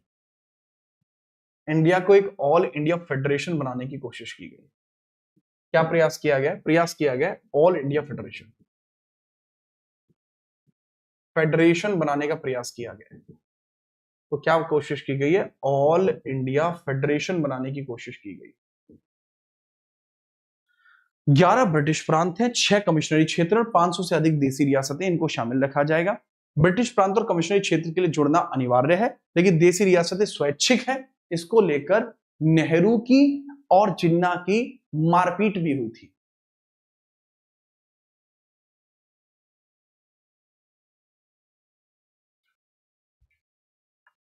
देसी रियासतों में संघ में शामिल होने से साफ इंकार कर दिया, जिस कारण से यह अखिल भारतीय संघ कभी बन ही नहीं पाया, कि कभी भी ऑल इंडिया फेडरेशन नहीं बन पाया, क्योंकि जितनी भी आपके यहां पर देसी रियासतें थी उन सब ने यहां पर जुड़ने से पूर्णतः मना कर दिया था। ठीक है, याद रखना। नेक्स्ट अगला प्रश्न इसी में समझना। ठीक है, याद रखना। ये आप समझिएगा कि सर प्रांतीय स्वायत्तता और केंद्र में द्वैध शासन कैसे कैसे शुरू हुआ, वो हमें यही पता लगता है कि प्रांतों में जो द्वैध शासन था वो समाप्त कर देगा। 1919 प्रांतों में चला और द्वैध शासन एक्ट को पूरी तरीके से समाप्त कर देगा। प्रांतों में द्वैध शासन समाप्त, केंद्र में द्वैध शासन लागू कर दिया गया। अब प्रोविंसेस में आपकी प्रोविंशियल ऑटोनॉमी शुरू हो जाती है, इसको याद रखना। प्रोविंशियल ऑटोनॉमी आपकी शुरू होती है। प्रांत अब स्वायत्तता दे दी गई, वे वायसरॉय के सीधे नियंत्रण से मुक्त हो गए और अपने कई विषयों पर स्वतंत्र रूप से कानून बना सकते हैं। इसको बोलते हैं प्रोविंशियल ऑटोनॉमस। ये आपकी यहीं पर स्टैब्लिश होती है, इसी को बोला जाता है प्रोविंशियल ऑटोनॉमी। आपकी यहीं पर क्रिएट हुई है, प्रोविंशियल ऑटोनॉमी आपकी यहीं पर क्रिएट हुई है। ठीक है, याद रखना।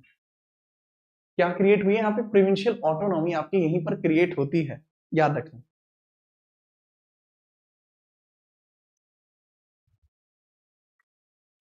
ठीक बात है, जी हाँ, यहीं पर प्रोविंशियल ऑटोनॉमी आपकी क्रिएट होती है।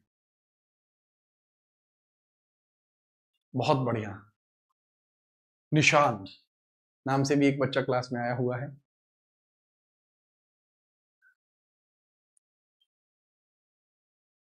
नोट किया आपने बच्चे?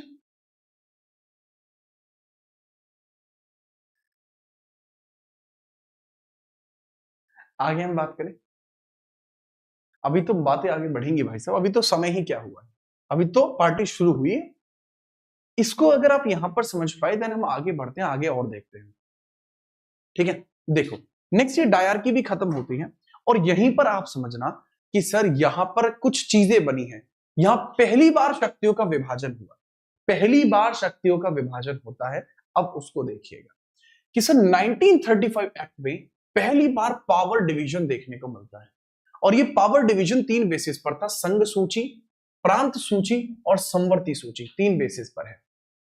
59 विषय दिए गए जिन पर केवल केंद्र सरकार बनाएगी, 54 विषय दिए गए जिन पर केवल प्रांत सरकार बनाएगा, 36 विषय ऐसे थे जिनमें से कोई भी इस पर कानून बना सकता था। अवशिष्ट शक्तियां जो थी वो वायसरॉय में दे दी गई। वर्तमान में अवशिष्ट शक्ति किसके पास है? सो वर्तमान में जो अवशिष्ट शक्ति आप देखते हो, वर्तमान में जो रेजिडुअल पावर आप देखते हैं, वह रेजिडुअल पावर वर्तमान में संसद के पास है। आर्टिकल 248 में ये चीज लिखी हुई है। यानी अवशिष्ट शक्तियों का मतलब होता है जिसका उल्लेख कहीं पर नहीं है, जो विषय इन तीनों सूचियों में नहीं आते थे उनको अलग शामिल कर दिया गया। आज की डेट में जो अनुसूची 7 आप देखते हैं वो इसी बेसिस पर काम करती है। अब यहां पर समझना आगे क्या होता है, कुछ और चीजें भी आपको यहां देखने को मिलती हैं, वो भी बताता हूं। 1935 के एक्ट के बेसिस पर और भी चीजें बनी थी, वो भी मैं बताता हूं। 1935 एक्ट के बेसिस पर और चीजें क्या बनी थी। 1935 एक्ट के बेसिस पर आपको 3 चीजें और देखने को मिल जाएंगी। पहला, आरबीआई की स्थापना आपको देखने को मिलेगी। 1935 आरबीआई की स्थापना, आरबीआई की स्थापना देखने को मिल जाएगी। 1935 एफपीएससी की स्थापना, एफपीएससी की स्थापना, फेडरल पब्लिक सर्विस कमीशन की स्थापना। 1937 आपको यहां 1937 में पता लगेगा कि सर यहां फेडरल कोर्ट की स्थापना हुई। फेडरल कोर्ट की स्थापना आपको यहां देखने को मिलती है।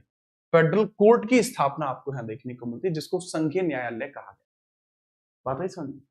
तो यहां पर हमें ये सारी चीज समझ में आती है। आरबीआई की स्थापना, एफपीएससी की स्थापना, फेडरल कोर्ट की स्थापना, इसको संघीय न्यायालय कहा जाएगा।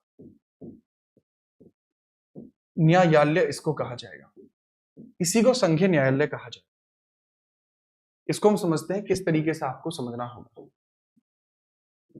बताइए सर, किसको कैसे समझना होगा? जय श्री श्याम भाई।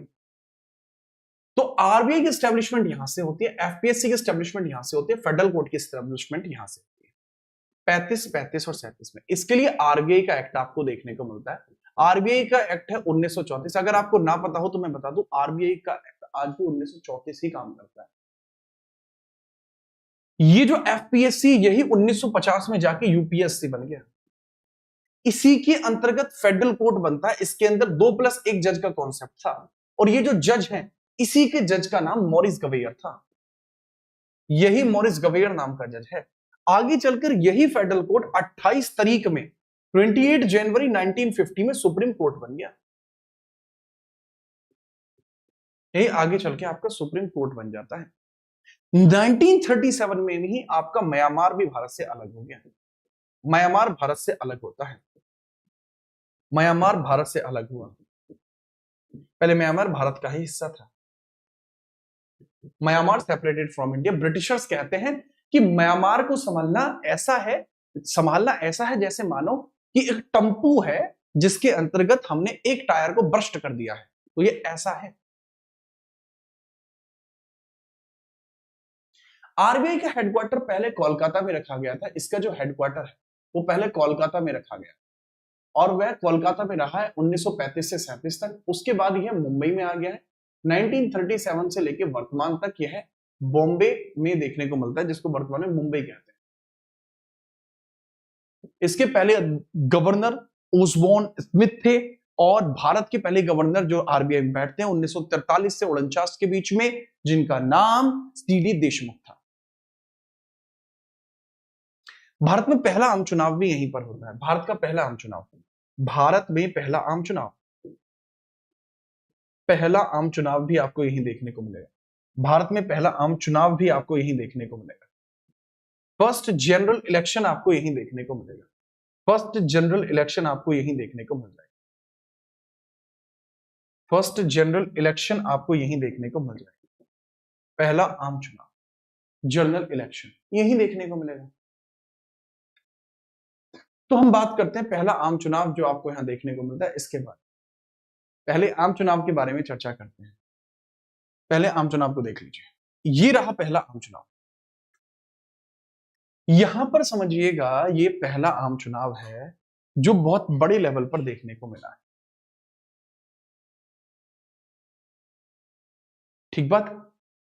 11 प्रांतों में हुआ है, 11 प्रांतों में टोटल हुआ था, और 11 प्रांत में से 6 में कांग्रेस जीतती है, 6 में जीतती है सीधा इंडियन नेशनल कांग्रेस जीती।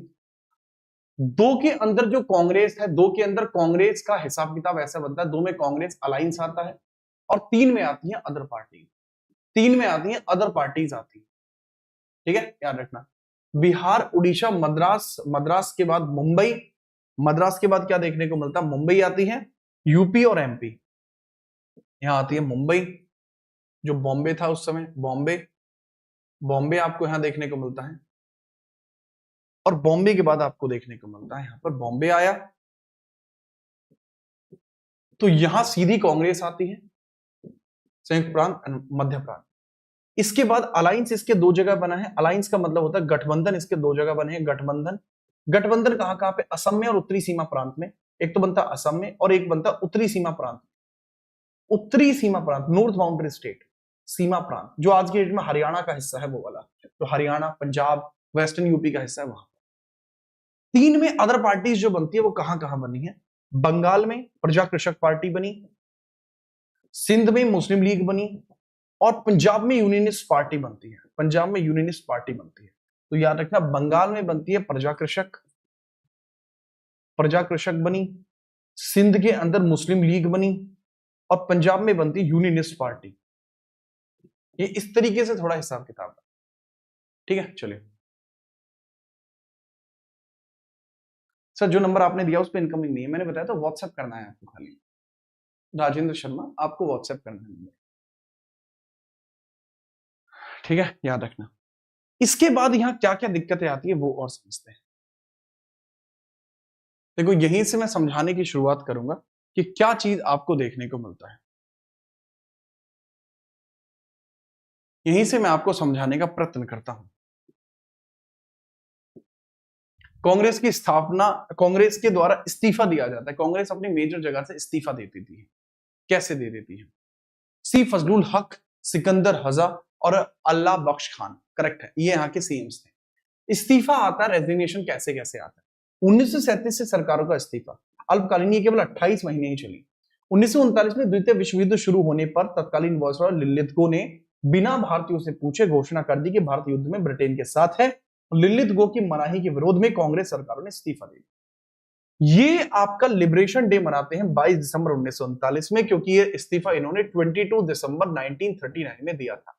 और सही मायने में ये वो दिन था जब मुस्लिम लीग ने अपने पैर जमा लिए, मुस्लिम लीग ने यहीं पर पहली बार अपने पैर जमाए। राजनीतिक प्रभाव, विशेषज्ञों के अनुसार कांग्रेस के इस्तीफे से ही मुस्लिम लीग को भारत की राजनीति में अपने पैर जमाने का मौका मिला, पाकिस्तान की मांग मजबूत करने का मौका मिला। अगर कांग्रेस इस्तीफा ना देती तो शायद पाकिस्तान बनता ही। लिलिथगो उस समय वायसरॉय हुआ करते। अब यहां पे जैसे इस्तीफा दिया जाता है, मुस्लिम लीग ने यहां पे जो कुछ भी किया, लेकिन कांग्रेस, यहां पर ब्रिटेन को एक बात पता है कि हमें कांग्रेस को विश्व युद्ध में जीतने के लिए मनाना ही होगा, वरना दिक्कतें। समझाने की कोशिश करता हूं। देखो, मान के चलो एक क्लास है, और एक क्लास के अंतर्गत आप समझते हैं, एक क्लास के अंतर्गत यहां पे 20 नहीं 40 लड़के हैं, 40 लड़के हैं, और यहां पर 10 लड़कियां हैं क्लास के अंदर, राइट। एक बहुत कॉमन से क्वेश्चन की बात। और इन 40 लड़के में आप समझेंगे कि सर इन 40 लड़के के अंतर्गत 3 ग्रुप बने हुए हैं, 4 ग्रुप बने हुए हैं, 10-10 लड़कों के 4 ग्रुप हैं। ठीक है, अब मान के चलिए इन 4 ग्रुप के अंदर ए बी सी डी ऐसे ग्रुप रहेंगे। अब एक न्यू एडमिशन आता है, न्यू एडमिशन आता है, न्यू एडमिशन आता है। अब इन 4 ग्रुप में से जो ग्रुप ए है, इसके अंतर्गत जो मेंबर्स हैं वो है 30 मेंबर्स। बी ग्रुप के अंदर जो मेंबर्स हैं वो 2 मेंबर्स हैं, सी ग्रुप के अंदर भी 2 मेंबर्स हैं, और यहां पर देखने को मिलेगा डी ग्रुप में 4 मेंबर्स। अगर एक नया एडमिशन आता है तो वो इनमें से किससे पंगा नहीं ले सकता, आप बताइए। गुरुजी को मेरी राम राम। बादल शर्मा, बादल शर्मा, क्या आप वही हैं जो शायरी करते हैं? क्या वही वाले बादल हैं जो बारह आसमान में गरजते हैं, झर झर झर झर झर हैं, आज जैसे बरसे थे? तो आप इसमें से किस ग्रुप से फाइट नहीं कर सकते, किस ग्रुप में आप पंगा लेने के बारे में नहीं सोच सकते। तो यहां पर बादल शर्मा का कहना है मेरठ वालों से पंगा नहीं लिया जा सकता। बादल बेटा आते ही तुझमें ऐसा लग रहा फट्टे पहले ही बजाने पड़ेंगे। अरे चाचा इनमें से आंसर दे दे, इनमें से कौन सी से पंगा नहीं ले सकते आप। एक कह रहे यूपी वालों से पंगा नहीं ले सकते। अद्भुत बात है, मजा आ जाता है आपकी इन बातों को सुनकर। ठीक है, 4 2 6 2 8। अच्छा 2 लड़के रह गए हैं उनका ग्रुप लड़कियों के साथ बन रहा है रुक जाओ यार, 3 3 कर देता हूं, ये लो। ठीक है, ओके। तो आप यहां 30 वालों से पंगा नहीं ले सकते। जैसे यहां एक कैटेगरी स्ट्रांग बनी पड़ी है, ठीक उस प्रकार से कांग्रेस की स्थिति भारत में ऐसी ही थी। कांग्रेस भी ऑलमोस्ट 75% जनता के ऊपर हावी थी। तो आप ऐसी परिस्थिति में एक ग्रुप से जैसे पंगा नहीं ले सकते, ठीक उसी प्रकार से ब्रिटेन सरकार यहां कांग्रेस के सामने नाफरमानी नहीं कर सकती, क्योंकि कांग्रेस की बुद्धि घूमी और कांग्रेस ने एक बार आदेश दे दिया कि निपटाई दो खोपड़िया इन सब की, तो खेल खराब हो जाए। तो इस वजह से यहां पर समझिएगा, ब्रिटेन सरकार के एक्ट है, ब्रिटिश गवर्नमेंट एक्ट आते हैं कुछ, ब्रिटिश गवर्नमेंट एक्ट्स आते हैं कुछ, ब्रिटिश गवर्नमेंट के आते हैं कुछ एक्ट्स। और ये एक्ट किस कारण से आते हैं बताइए। ठीक है, ब्रिटिश गवर्नमेंट के एक्ट इसलिए आते हैं ताकि कांग्रेस का वर्ल्ड वॉर टू में समर्थन मिल सके, कांग्रेस का वर्ल्ड वॉर 2 में समर्थन मिल सके, इसलिए ऐसा होता है। अब कांग्रेस का वर्ल्ड वॉर 2 में जो समर्थन मिलने के लिए पहला आता है 1940 अगस्त ऑफर देखने को मिलता है। दूसरा आता है 1942 क्रिप्स ऑफर आता है, क्रिप्स ऑफर देखने को मिलता है। फिर आता है भाई साहब इसमें 1945 वेवल ऑफर आता है, अब वेवल ऑफर आपको देखने को मिलता है। ठीक है, याद रखना ये 3 ऑफर है, इन्हीं 3 ऑफर को समझते हैं। सर लड़कियों के ग्रुप को क्यों नहीं एक्सप्लेन किया, क्योंकि लड़कियां आपस में लड़ती रहती हैं, उनके ग्रुप नहीं बनते, आपस में चोटी पकड़ पकड़ के एक दूसरे का सिर मारती हैं दीवारों में, इसलिए मैंने एक्सप्लेन नहीं किया। नहीं मारती भाई, आगे बढ़ो। ठीक है, याद रखिए। आगे हम बात करते हैं, इसको समझिएगा। सबसे पहले आप समझेंगे यहां पर कि ये पहला आपका अगस्त ऑफर क्या है। ये है जी अगस्त ऑफर, ठीक है, याद रखना। तो अगस्त ऑफर की शुरुआत हम करते हैं, ये पेश करने की तिथि कौन सी है। अगस्त प्रस्ताव 8 अगस्त 1940 को पेश किया गया। द्वितीय विश्व युद्ध में कमजोर हो रहा ब्रिटेन भारतीयों को किसी भी तरह बहकाकर अपने पक्ष में लाना चाहता था, ये इसका ऑब्जेक्टिव। ठीक है, याद रखना। कांग्रेस की मांग क्या है, प्रांतीय सरकारों से इस्तीफा दे चुकी है और उसकी मांग है कि अब केवल केंद्र में सरकार चाहिए, प्रांतों से काम नहीं चलेगा। मतलब ये कह रहे हैं कि अब हमें पूरी सत्ता दे दो, अब ये छोटे मोटे कामों से बात नहीं बन पाएगी। इस समय पीएम कौन था, विंस्टन चर्चिल था। ये इसमें पॉइंटर्स क्या क्या आते हैं, ये कहते हैं कि गवर्नर जनरल की कार्यकारी परिषद में अधिक भारतीयों को शामिल किया जाए, डोमिनियन स्टेटस, युद्ध की समाप्ति के बाद भारत में डोमिनियन स्टेटस की स्थापना की जाएगी। ये कह रहे हैं ब्रिटिशर्स, कह रहे हैं भारतीयों को संविधान बनाना भारतीयों का अपना अधिकार होगा, अल्पसंख्यकों के लिए हम विचार करेंगे ताकि मुस्लिम पक्ष इनके पास आए, और युद्ध सलाहकार परिषद एक बनेगी, वॉर एडवाइजरी काउंसिल का गठन किया जाएगा जिसमें भारतीयों की मत भी कीमती होगी। लेकिन भारतीय इसको ठुकरा देते, भारतीय कहते हैं कि हम इसको ठुकरा देते हैं। और ठुकरा क्यों देते हैं, ठुकरा इसलिए दिया जाता है क्योंकि 1929 से ही पूर्ण स्वराज की मांग यहां पर की जा रही है, इसलिए डोमिनियन स्टेटस अब मंजूर नहीं। हम पूर्ण स्वराज की मांग कर रहे हैं, हमें डोमिनियन स्टेटस नहीं चाहिए, नहीं चाहिए, ये बात यहां पर कह दी जाती है और यही खेल खराब, सबकी बुद्धि राइट हो जाती है। तो यहीं पर हमें समझ आता है कि अगस्त प्रस्ताव पे क्या क्या इनका प्रतिक्रिया हुई। मुस्लिम लीग का रिजेक्शन क्या था, मुस्लिम लीग ने शुरुआत में खुश होने के बाद इसे कहकर खारिज कर दिया कि इसमें मुसलमानों के लिए अलग देश मेंशन नहीं है। कांग्रेस ने पूरी तरह अस्वीकार कर दिया, कहा कि भारत की पूर्ण स्वतंत्रता से कम पर कोई समझौता अपन नहीं कर सकते। और कांग्रेस के अध्यक्ष अब्दुल कलाम आजाद ने इस प्रस्ताव पर चर्चा करने से ही इनकार कर दिया था। पंडित नेहरू ने कहा था, this is like rusty nail in the door, it is as dead as door nail. एक रस्टी नेल है जो दीवार में ठुका हुआ है, इसका मेरे लिए कोई कीमत नहीं। ठीक है, याद रखिएगा ये बातें यहां पर की गई। इसके बाद हम आगे बढ़ते हैं, देन आगे देखते हैं। इसके बाद आपको देखने को मिलेगा अगला क्रिप्स ऑफर में क्या कहा गया है। फिर से क्रिप्स ऑफर के अंतर्गत क्या कहा जाता है वो समझ। सर इसके बाद आपको क्रिप्स ऑफर आपका आता है। इस समय कांग्रेस के पंडित जवाहरलाल नेहरू और मौलाना अब्दुल कलाम आजाद इसमें वार्ताकार थे। विषन को समझिएगा, अध्यक्ष स्टैनफोर्ड क्रिप्स हैं, और व्यक्ति कौन है, एवी अलेक्जेंडर है, अदर व्यक्ति हैं, और पैथिक लॉरेंस भी इसी में शामिल है। पैथिक लॉरेंस भी शामिल है। कौन कौन व्यक्ति आते हैं, सिखों की तरफ से उज्जवल सिंह है, उदारवादी नेता तेज बहादुर सप्रू है, अनुसूचित जाति डॉक्टर भीमराव अंबेडकर, हिंदू महासभा सावरकर है, मुस्लिम लीग मोहम्मद अली जिन्ना, ये लोग इसमें शामिल आते हैं। और इनको फिर से ऑब्जेक्टिव वही है कि हम मुस्लिम लीग का समर्थन, यहां कांग्रेस का समर्थन चाहिए वर्ल्ड वॉर। यही हमें पता लगती है क्या क्या बातें। इन्होंने कहा है कि भारत एक संघ बनेगा। खतरनाक शर्त क्या है, संघ में शामिल होना देशी रियासतों और प्रांतों की मर्जी पर निर्भर करेगा, चाहे अलग हो जाए चाहे ना हो। संगठनों में शामिल होने की स्वतंत्रता है। संविधान सभा का गठन होगा। वॉयसरॉय की परिषद में सभी भारतीय होंगे सिवाय वॉयसरॉय और सेना प्रमुख के। या 2 पर्सन की बात की गई है। लेकिन इसके बावजूद भी इसको यहां पर भी रोक दिया जाता है। यहां पर भी इसको रोक दिया जाता है। ठीक है, यहां पर भी ये कह दिया जाता है कि ऐसा हम संभव नहीं करेंगे। इसको यहां पर भी रोक दिया जाता है। बात है समझ में?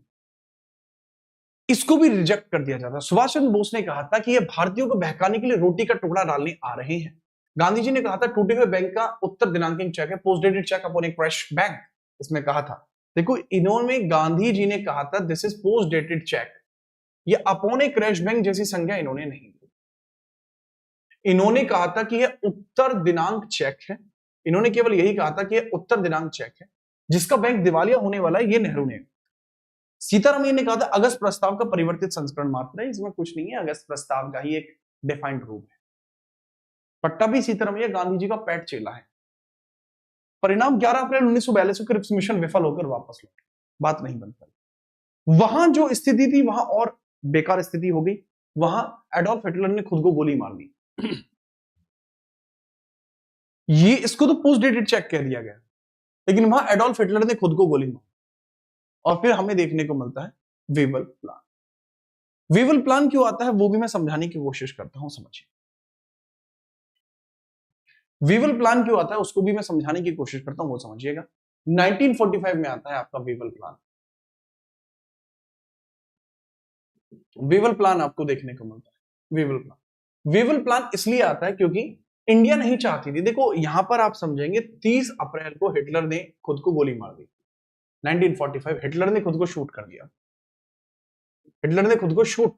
Hitler shoot himself. और जैसे इसने खुद को शूट करा है तो इटली और जर्मनी सरेंडर कर देती है। इटली जर्मनी दोनों ही सरेंडर कर देती है। जर्मनी ने क्या कर दिया, यहां पे सरेंडर कर दिया है। इटली और जर्मनी ने खुद को सरेंडर कर दिया है कि अब हम ये नहीं सह पाएंगे, अब हम सरेंडर कर दें। लेकिन जापान अभी भी लड़ रहा है। लेकिन जापान स्टिल फाइटिंग, जापान अभी भी युद्ध में है, जापान स्टिल फाइट कर रहा है। तो ब्रिटेन को डर है कि कहीं भारत जापान का समर्थन ना करे, इसलिए वेवल प्लान भारत में आता है। और इसी चीज को हम यहां पर समझते हैं। वेवल प्लान, वायसरॉय बनता है आपका यहां पे वेवल, नया वायसरॉय बनता है 1943 में। ये वेवल का एक्चुअल फोटो है, विंस्टन चर्चिल का एक्चुअल फोटो। ब्रिटेन में चुनाव भी 1945 के अंदर ब्रिटेन में चुनाव भी है। तो यहां एक और स्थिति बनी हुई है कि यहां पर जो विंस्टन, ये आपका क्लेमेंट एटली है, ये कह रहा है कि अगर मैं चुनाव जीता तो मैं इंडिया को खुला छोड़ दूंगा। तो इस वजह से एक और प्रेशर क्रिएट हो गया है। 30 लाख लोग मारे गए हैं। भारतीय इसका जिम्मेदार चर्चिल को मानते थे और यह बंगाल का अकाल भी पड़ता है। योजना है भारतीयों का समर्थन पाने के लिए वेवल प्लान यहां पर शुरू किया गया कि कहीं भारत जापान से ना मिल जाए। यहां पर समझिएगा वेवल योजना के प्रमुख बिंदु क्या है, समझते हैं। कार्यकारिणी में भारतीय, वायसरॉय और सैन्य प्रमुख को छोड़कर सभी भारतीय होंगे। वायसरॉय और सैन्य प्रमुख को छोड़कर सभी भारतीय होंगे। परिषद में स्वर्ण हिंदू और मुसलमानों की संख्या बराबर होगी। परिषद में स्वर्ण हिंदू और मुसलमानों की संख्या 50-50% रखी गई है। मतलब 14 सीट टोटल है, जिसमें से 7 होंगे आपके हिंदू और 7 होंगे आपके मुस्लिम। भारत छोड़ो आंदोलन के सभी नेता को रिहा कर दिया जाएगा। भारत छोड़ो आंदोलन के जितने भी नेता हैं वो सब रिहा हो जाए, ये बात इसमें कही। ठीक है, ये बात यहां पर कही जाती है। और शिमला समझौता आपको यहां देखने को मिलता है, लेकिन ये फेल क्यों रहता है, ये फेल क्यों रहा, इसके फेल होने का कारण क्या होता है वो समझना। ये फेल इस वजह से होता है, विफलता का कारण क्या था कि जिन्ना की मांग थी कि सभी मुस्लिम सदस्यों का चयन केवल मुस्लिम लीग करेगी, कांग्रेस ने इसको खारिज कर दिया और सम्मेलन विफल। एग्जैक्टली अगर मैं बताऊं बेटा, वेवल योजना जो है ये 14 तारीख को आती है, 14 जून में, तो इसके विफल होने का कारण भी सेम ही है, इसके विफल होने का कारण सेम ही है। लेकिन क्योंकि यह विफल हुआ था तो इसलिए शिमला समझौता किया गया कि वेवल प्लान को दोबारा से सक्सेसफुली यहां पे इंपोज कर पाए, क्योंकि ये जरूरी है, इसलिए ऐसा किया गया। वेवल, ये शिमला समझौता में 22 लोग शामिल हुए हैं, 22 लोग शामिल हुए हैं, ठीक, याद रखना। और इन 22 लोग जो यहां पर शामिल हुए, इनके बारे में एक बात याद रखना कि जो 22 लोग शामिल हुए, इसका अध्यक्ष कौन है सर, इसका अध्यक्ष आपको देखने को मिलता है, जो कौन है sir, that is none other than Abul Kalam Azad है, अबुल कलाम है, अबुल कलाम आजाद। बट ये भी फ्लॉप रहा, ये भी फ्लॉप रहा, ये पूरी तरीके से फ्लॉप रहता है, ठीक बात, जी हाँ। तो इसके बाद क्या होता है, जब ये भी फ्लॉप हो गया, इसके बाद आप देखेंगे इसका कोई बड़ा प्रभाव नहीं पड़ा, लेकिन हाँ एक बड़ी दिक्कत यहां पर देखने को, वो मैं समझा, ये प्लान फ्लॉप रहा, लेकिन हमें पता लगती है 15 अगस्त में, 15 अगस्त 1945 में जापान ने भी घुटने टेक दिए, जापान भी सरेंडर कर देता है, जापान ने भी वर्ल्ड वॉर 2 में सरेंडर कर दिया, 2 में सरेंडर कर दिया। और जापान ने भी यहां क्या कर दिया है बेटा, सरेंडर जापान ने भी कर दिया है। अगर मैं बात बताऊं क्यों कर दिया, क्योंकि 6 अगस्त में वहां पर हिरोशिमा में बॉम्ब डाला गया था, हिरोशिमा में एटम बॉम्ब डाला गया था, atom bomb, little boy, little boy नाम का एटम बम डाला गया। और फिर 9 अगस्त में नागासाकी में, 9 अगस्त में यहां नागासाकी में, और नागासाकी के अंदर फैटमैन डाला गया, साकी में क्या डाला गया था, फैटमैन, फैटमैन बॉम्ब डाला गया था। इस वजह से जापान ने घुटने टेके, और इसके बाद ही सितंबर 1945 में युद्ध खत्म हुआ, बैटल एंड हुआ, बैटल एंड होता है, और इसी का प्रभाव होता है कि 24 अक्टूबर को 1945 में यूनाइटेड नेशन की स्थापना होती, संयुक्त राष्ट्र बना, संयुक्त राष्ट्र बना, यानी कि यूनाइटेड नेशन आपका बनता है, यूएन बनता है। और 30 अक्टूबर में इंडिया इसका हिस्सा बना, 30 अक्टूबर में इंडिया इसका पार्ट बनता है, इंडिया इट्स पार्ट, इंडिया इसका पार्ट बन जाता है। और जैसे ही इंडिया इसका हिस्सा बनता है तो इंडिया को रिलीज करने का प्रेशर ब्रिटेन पे आ जाता है कि ब्रिटेन को अब इंडिया को रिलीज करना, ये यहां पे इंपॉर्टेंट चीजें क्रिएट होकर आती, और उसी यहां पर वो जो सरकार थी, और 1945 में जो ब्रिटेन में चुनाव था वो कौन जीता, 1945 में ब्रिटेन का चुनाव किसने जीता, ब्रिटेन का इलेक्शन किसने जीता, तो 1945 में जो ब्रिटेन का इलेक्शन जीतते हैं वो एटली हैं, लेबर पार्टी वाले, लेबर पार्टी। और इसी वजह से, इन सभी प्रेशर्स की वजह से भारत में कैबिनेट एक्ट भेजा जाता है 1946। पंडित ये बात तुम्हें किसने बताई, पंडित ये बात सच है लेकिन तुम्हें बताई किसने, पंडित ये बात सच है लेकिन तुम्हें बताई किसने,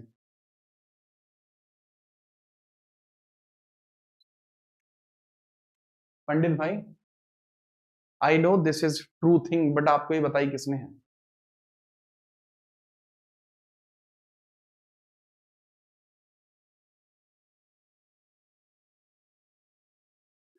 ठीक बात है, चलिए, अच्छा यूट्यूब पे देखा होगा, ओके,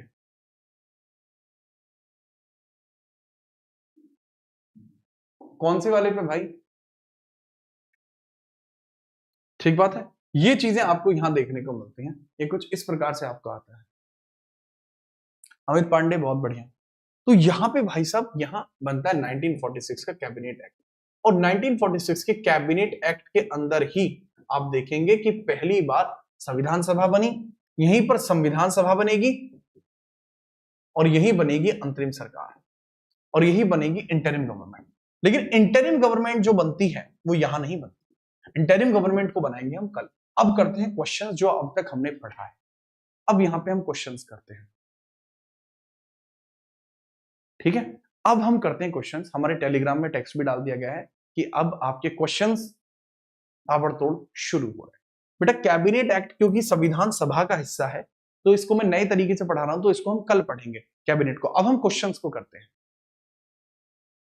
हेडिंग डालेंगे आप सीधे क्वेश्चंस के बारे में। ताबड़तोड़ हेडिंग होगी अब क्वेश्चंस की तरफ, और ये लीजिए भाई साहब क्वेश्चंस की शुरुआत यहां से, क्वेश्चंस की शुरुआत करते हैं। ठीक है, ये लीजिए खतरनाक लेवल पे क्वेश्चन दिखाई दे रहे हैं ना आपको?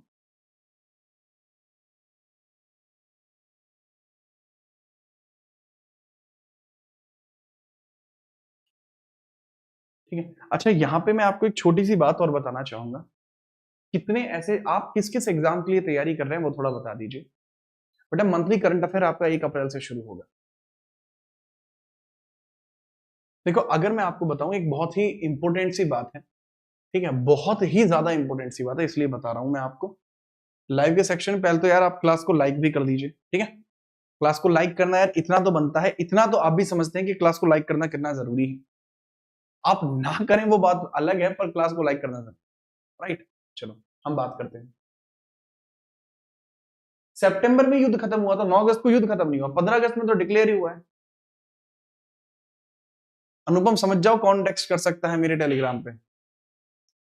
अब यहां पर हम बात करते हैं एक और जरूरी बात, आप सभी लोगों के लिए एक इंपॉर्टेंट बात क्रिएट की गई है कि आप में से जितनी भी ऐसे छात्र हैं जो सीजीएल के लिए तैयारी कर रहे हैं, ठीक है, सीजीएल के लिए तैयारी कर रहे हैं, या फिर आप में से जितने भी ऐसे छात्र हैं जो तैयारी कर रहे हैं आपके लिए जो एसएससी का कोई भी एग्जाम है, मतलब अच्छे लेवल का एग्जाम, सीजीएल हुआ, सीपी हुआ, सीएचएसएल हुआ, उसके लिए, तो यहाँ जीएस डेडिकेटेड ग्रुप बना दिया गया, ठीक है। इसमें अगर आप जुड़ेंगे मुझे अच्छा लगेगा।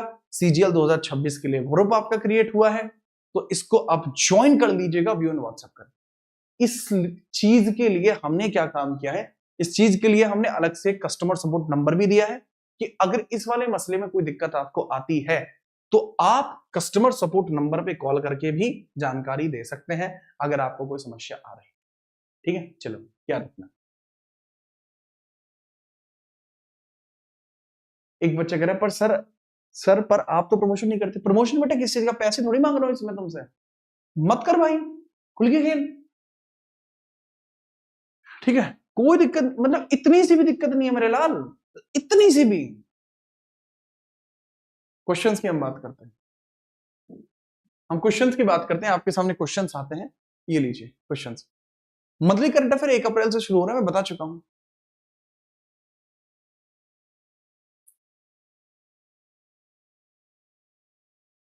ठीक है। ओके भाई,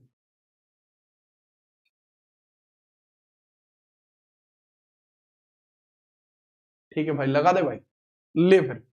भारत शासन अधिनियम 1858 के संदर्भ में निम्नलिखित कथनों पर करना है आपको विचार, इसका जवाब दीजिए। किसने बोर्ड ऑफ कंट्रोल और कोर्ट ऑफ डायरेक्टर को समाप्त कर दिया गया? भारत के अंदर द्वैध शासन प्रणाली का अंत कर दिया गया, सटीक है। भारत के अंदर सेक्रेटरी ऑफ स्टेट की सहायता के लिए 15 परिषद का गठन किया गया जो पूर्णतः एक एग्जीक्यूटिव निकाय था, सटीक है आपका। तो अगर हम बात करते हैं, दोनों ही कथन इसके अंतर्गत सही है, इसमें कोई समस्या आपको नहीं होनी चाहिए, दिस इज एग्जीक्यूटिव बॉडी, ठीक है। चलो सटीक जवाब। अगला प्रश्न ये रहा, भारत परिषद अधिनियम 1861 निम्नलिखित में से इसके बारे में कौन सा कथन सही है? 4 स्टेटमेंट है, इसमें से सही कथन कौन सा है? अब सवाल भी दे दो इसके अंतर्गत आपका, इसमें थोड़ा सा आप चेंज करना, इसमें ओनली वन होगा, इसमें ओनली वन होगा। पहला क्वेश्चन तो मैंने देखा ही नहीं, पहले क्वेश्चन में गलती हुई है मुझसे, थोड़ी सी देखना। भारत राज्य सचिव की सहायता के लिए 15 सदस्यीय परिषद का गठन किया गया था जो पूर्णतः एक एग्जीक्यूटिव बॉडी नहीं थी, ये लेजिस्लेटिव का काम भी करती थी, एक लेजिस्लेटिव बॉडी थी ना कि एग्जीक्यूटिव। दूसरे इसमें गलत होगा, ओनली वन करेक्ट होगा, काइंडली इसको मेंशन करिए, ओनली वन ही होगा। अगला समझते हैं भारत परिषद के बारे में समझना। इसने पहली बार सत्य पूछा है, पहली बार वायसराय की परिषद में गैर सरकारी सदस्य के रूप में भारतीय के नामांकन का मार्ग प्रशस्त किया। इसने मद्रास और बॉम्बे प्रेसिडेंसी की विधायी शक्तियों को केंद्रित करके प्रक्रिया को और मजबूत किया। यह चीज पहले ही हो चुकी थी।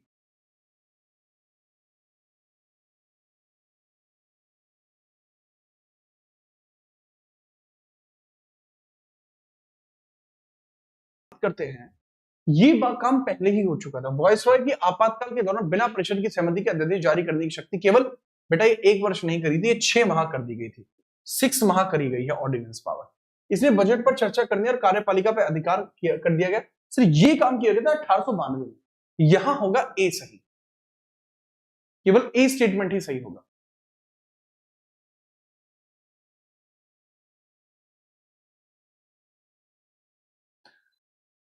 नेक्स्ट, आपको मैच द फॉलोइंग देखना है, मैच द फॉलोइंग आपको करना है।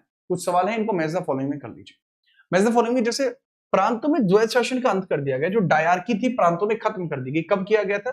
सब प्रांतों में जो डायरकी खत्म कर दी जाती है, प्रांतों में शासन का अंत कर दिया गया, डायरकी एट सेंटर, और केंद्र में आपकी डायरकी स्टार्ट कर दी गई। संघीय फेडरल कोर्ट जो है, फेडरल कोर्ट आपका जो बनता है 1937 में स्थापित हुआ है। अवशिष्ट शक्तियां जो हैं वायसरॉय के पास दी गई हैं, और आरक्षित और हस्तांतरित विषय आपके प्रोविंशियल ऑटोनॉमी के बेसिस पर आपके क्रिएट हुए हैं। या फिर इसको एक दूसरे तरीके से और मैच कर सकते हैं, इसको एक दूसरे तरीके से मैच कर सकते हैं कि डायरकी प्रोविंसेस में खत्म होती है, प्रांतीय स्वायत्तता शुरू हुई, और आरक्षित और हस्तांतरित विषय आपके केंद्रीय द्वैत शासन को लेकर शुरू होते हैं। इसका 1 भी हो सकता है, याद रखना। बाकी ऑप्शंस के बेसिस पर ये डिपेंड करेगा।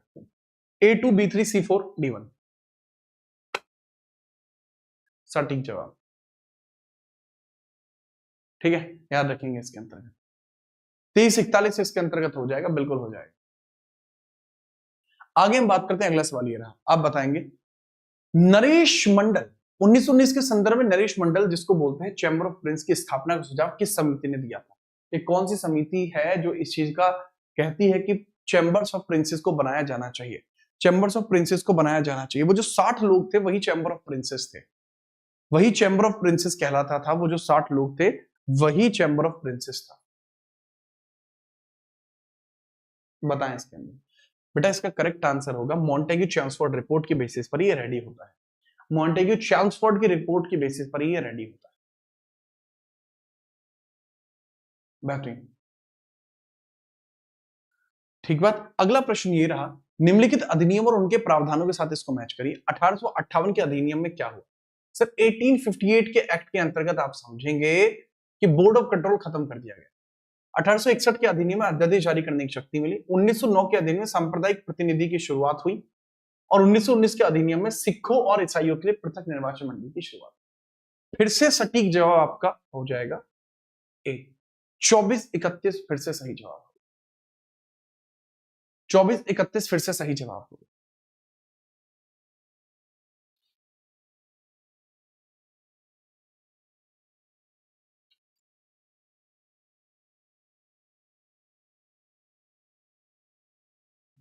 तेईस 41 हो गया क्या?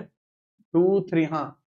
अच्छा मैंने मैच सही कर रहा है, ऑप्शन गलत चुन लिया। मैच बेटा मैंने सही करा है, इसको 2341 बोला है, मैंने मैच सही कर दिया है, ठीक है, याद रखिए। सर सीजीएल ओबीसी में 309 मार्क्स बन रहे हैं, क्या पोस्ट मिल जाएगी? यार मनदीप भाई सीजीएल में तुम्हारे शॉर्टिंग असिस्टेंट तक टीए बन जाएगा यार, ऑडिटर तो मुश्किल हो जाएगी, टीए हो जाएगी। आगे हम बात करते हैं, इसके बारे में बताएंगे, डिवीजन ऑफ पावर की बात करते हैं। डिवीजन ऑफ पावर की हम यहां पर बात करते हैं। डिवीजन ऑफ पावर को समझिए, डिवीजन ऑफ पावर कैसे हो कि सर किस सूची में कितने कितने विषय दिए गए हैं, इसके बारे में बात करते हैं। सर अगर हम बात करते हैं, फेडरल लिस्ट में 59 विषय थे, प्रांतीय में 54 थे, और संवर्ती में 36 थे। फिर से again B option is correct, again B option is correct.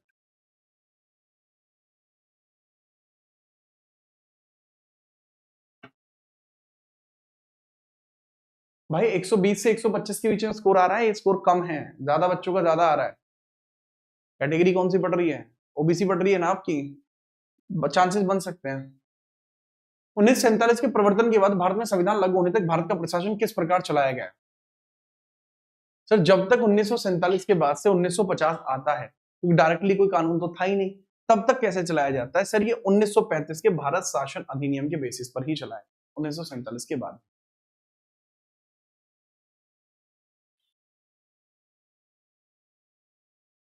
ठीक है, याद रखना। चलो आपको देखने को मिलते हैं 2 क्वेश्चन और हैं। भारत शासन परिषद अधिनियम में डिसेंट्रलाइजेशन की प्रक्रिया के बारे में आप मुझे बताएंगे, डिसेंट्रलाइजेशन की प्रक्रिया के बारे में बताइए। सर 1773 के रेगुलेटिंग एक्ट के द्वारा केंद्रीकरण हुआ था। बॉम्बे और मद्रास प्रेसिडेंसी की विधायी शक्ति पूरी तरीके से बहाल हुई थी।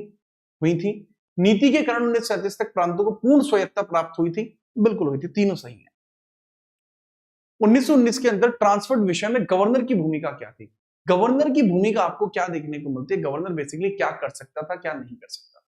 आसान ले सर, अगर हम बात करते हैं वह मंत्रियों की सलाह को खारिज कर सकता था यदि वह राज्य के हित का विरुद्ध मानता है तो। ये रहा आपका अंतिम सवाल कि भाई साहब निम्नलिखित में से सांप्रदायिक प्रतिनिधित्व का दायरा बढ़ाकर दलित वर्गों, महिलाओं और श्रमिकों तक किस अधिनियम में किया जाना था? Sir ji, government of India act कहता है कि इसको हम यहां तक एक्सटेंड करेंगे। हिंदू मुस्लिम यहां पे है, हिंदू मुस्लिम सिख ईसाई यहां पे है, हिंदू मुस्लिम सिख ईसाई महिला दलित यहां पे है। और अच्छे लेवल का सवाल है बेटा, 1935 में कहा 1935 के एक्ट को लेकर नेहरू ने कहा था कि बिना इंजन की गाड़ी है, दास्ता का नया चार्टर है ये, बिना इंजन की गाड़ी है ये स्टेटमेंट सब दिए गए। अब यहां पर समझेंगे आप यह अंतिम सवाल कि क्रिप्स मिशन की विफलता का मुख्य कारण क्या था। इसका आप आंसर कमेंट में जरूर देंगे। ठीक है, आज के लिए इतना ही। ठीक है, अच्छे से पढ़ा करिए, क्लास को लाइक कर देना और इसकी पीडीएफ, पुरानी पीडीएफ भी डाल दी गई है ग्रुप के अंदर, ज्वाइन कर देना भाई टेलीग्राम को। और अगर हम बात करते हैं पुरानी पीडीएफ मैंने सारी आज डाल दी थी, एनटीपीसी की भी, इंडियन पॉलिटी की भी, और आजकल हम ये भी डालने लगे हैं। इससे क्या है कि आपको कुछ चीजें आपको सटीक सटीक याद हो जाएंगी यहाँ पर खतरनाक तरीके से, तो साथ के साथ आपको याद हो जाएगा ऐसे, है ना। ये भी अब आपके लिए आया करेंगे जिससे कि आप अच्छी अच्छी चीजों को ऐसे क्रिप्स मटेरियल में देख पाए। ठीक है, ओके, अच्छे से पढ़ना, डेली डोज में लेकर रहेगी उस चीज की। और 1 अप्रैल से आपके करंट अफेयर भी शुरू होने जा रहे हैं, डेली करंट अफेयर दोबारा से शुरू हो रहा है, पूरी पीडीएफ आपको मिल जाएगी। जय हिंद, वंदे।